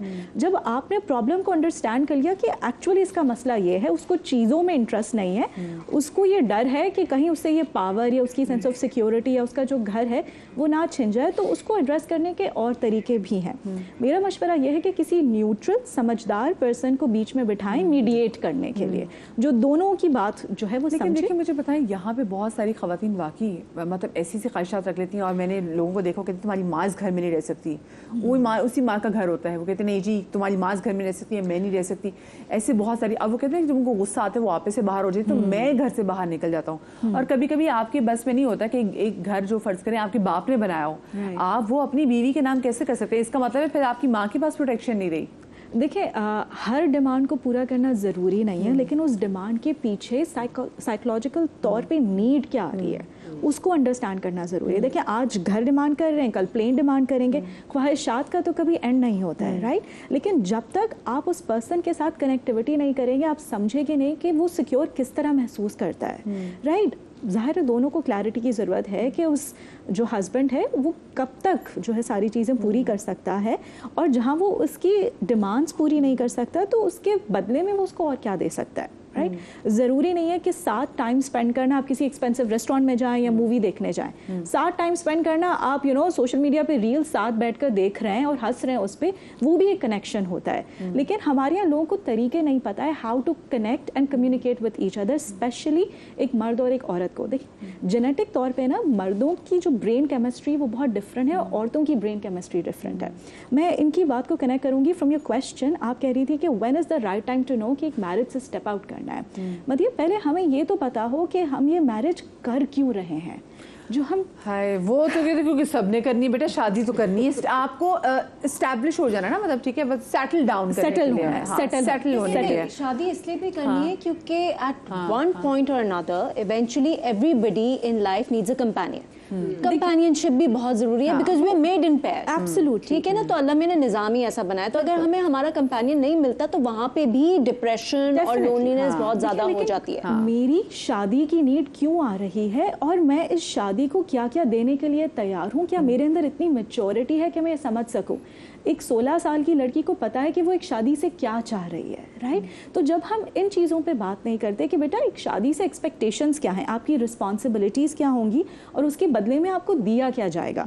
आपको कंपेनियनशिप दी जाएगी, आपको सेंस ऑफ प्रोटेक्शन दिया जाएगा। शायद आपके जो पार्टनर है वो बहुत बात करने वाले नहीं है, शायद वो खामोश रहने वाले हैं, तो आपकी तो नीड फॉर कंपेनियनशिप है वो तो वहीं रह जाएगी। Then what are you looking forward in a marriage?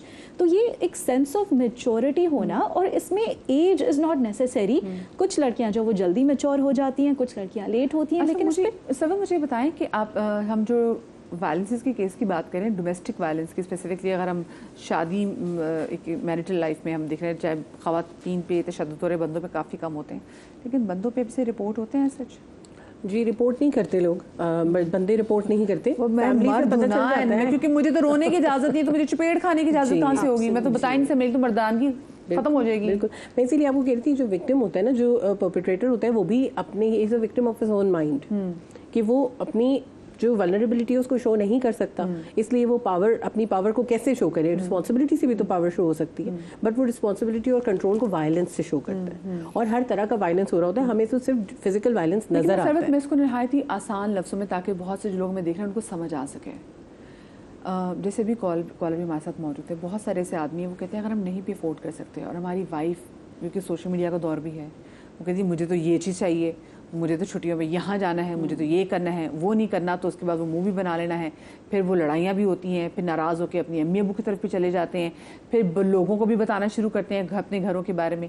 तो वो भी कहीं ना कहीं से एक तरीके, अगर हम देखें ख़वातीन के बारे में सोच रहे हैं, हमें ये भी देखना है कि नहीं जी, कुछ चाहे स्ट्रैटा जो है सोसाइटी का छोटा है, लेकिन ये चीज़ हो रही है, और हम बहुत सारे लोगों को देखते हैं, बंदों को, कि वो एक प्रेशर में काम कर रहे होते हैं। अच्छा, एक कॉलर हमारे साथ हैं, मोहम्मद अफसल। अस्सलाम वालेकुम जी, मंजूराबाद से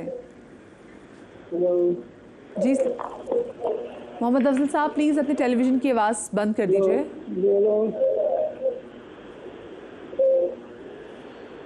हेलो जी, वालेकुम अस्सलाम जी। हेलो मोहम्मद अफसल साहब, खुदा के लिए अपनी टेलीविज़न की आवाज़ बंद कर दीजिए। I think I need to drop the call. Please आप हमें कॉल करें, जम कॉल करें, आपका अपना शो है, लेकिन प्लीज़ आप अपनी टेलीविज़न की जो आवाज़ है ना, ये बंद कर लिया करें। हमें नहीं समझ में आती, इतनी इंपॉर्टेंट कॉल्स होती हैं, आप लोग के मसले हम चाहते हैं कि डिस्कस करें, लेकिन सिर्फ इस वजह से क्योंकि पीछे इतना शोर होता है और हमारा भी टाइम जो इतना वो भी ज़ाया होता है। आप क्या ऐड करना चाह रही थी शमी? मैं ये कही थी कि जैसे हम डिस्कस करें, देखिए टॉक्सिक आदमी भी हो सकता है और औरत भी हो सकती है, ठीक है, थैंक यू फॉर आपने इसको आसान कर दिया। लेकिन मसला ये है कि वही बारी हम जो बात कर रहे थे कि मर्द को अल्लाह मियां ने फिजिकल पावर ज़्यादा दी है, औरत को इमोशनल पावर ज़्यादा दी है। तो औरत, हाँ, ऐसे भी केसेस मैं खुद अपने आसपास के लोगों में जानती हूँ जहाँ औरत भी फिजिकली अब्यूजिव थी, लेकिन वो 1 in 100 होगा। मोस्टली औरत कैसे अब्यूज करती है, वो टॉक्सिक कैसे होती है, जो कि आप कह रही थी, प्रेशर डाल के मटीरियलिस्टिक चीज़ों में पड़ जाती है, अनफेयर डिमांड्स होती हैं। तो उस सूरत में मैं आपसे ये पूछना चाह रही थी कि that is also abuse and it becomes very difficult for a man to cope with. What to do in such a situation? What is a man supposed to do? Set boundaries, right, बहुत ज़रूरी है। और ये मैं दोनों के लिए कहूँगी, ठीक है, for a man and for a woman as well. हमारे माशरे में एक मर्द के लिए शायद बाउंड्रीज इस्टेब्लिश करना थोड़ा सा आसान होगा, again because of the power difference. What is not okay, झगड़े आप अवॉइड नहीं कर सकते इन अ मैरिज, ठीक है। आप डिसएग्री करेंगे, आप आर्ग्यू करेंगे, लेकिन वो आर्ग्यू करने का तरीका क्या होगा? क्या हम चीज़ें फेंकेंगे? क्या एक दूसरे को डिफरेंट नाम से बुलाएंगे? हमें झगड़ा करना कैसे, उस पर भी बात होना ज़रूरी है। देखिए, आपका एक इन्फ्लेटेड झगड़ा हो गया या चीज़ें हो गई, राइट, उसके बाद just sitting down with an elder in the family. अब आइडियली तो मैरिज काउंसलर के पास जाके इन चीज़ों को रिजॉल्व कर लें, क्योंकि कम्युनिकेशन के थ्रू जो है ये मसले 100% रिजॉल्व हो सकते हैं। अगर आपके पास वो ऑप्शन नहीं है तो घर में कोई जो न्यूट्रल है, कोई मैच्योर पर्सन है, उनको बीच में बिठाएं और कहें कि प्रॉब्लम कहाँ आ रहा है। अच्छा, मैं आपकी बात काट रही हूँ। अफजल साहब उन्होंने मंसूराबाद से दोबारा ज्वाइन किया। अस्सलाम वालेकुम जी। बेटा मैं अफसल बात कर रहा हूँ। जी जी जी जी अफसल साहब, उनका बच्ची को दिया रिश्ता, तो हर की बच्चियां पढ़ाई होती हैं, देनी पड़ती हैं। 4-5 साल हो गए, बच्चा मारपीट, ना को खर्चा, ना हमें घर जाने देता है, ना बच्ची को कभी आते हैं, वो रो रो के बेचारी पागल वही खड़ी है। कभी क्या कहता है, कभी कहता जाओ वालदेन से अपना वो लेके आओ, इसका लेके आओ।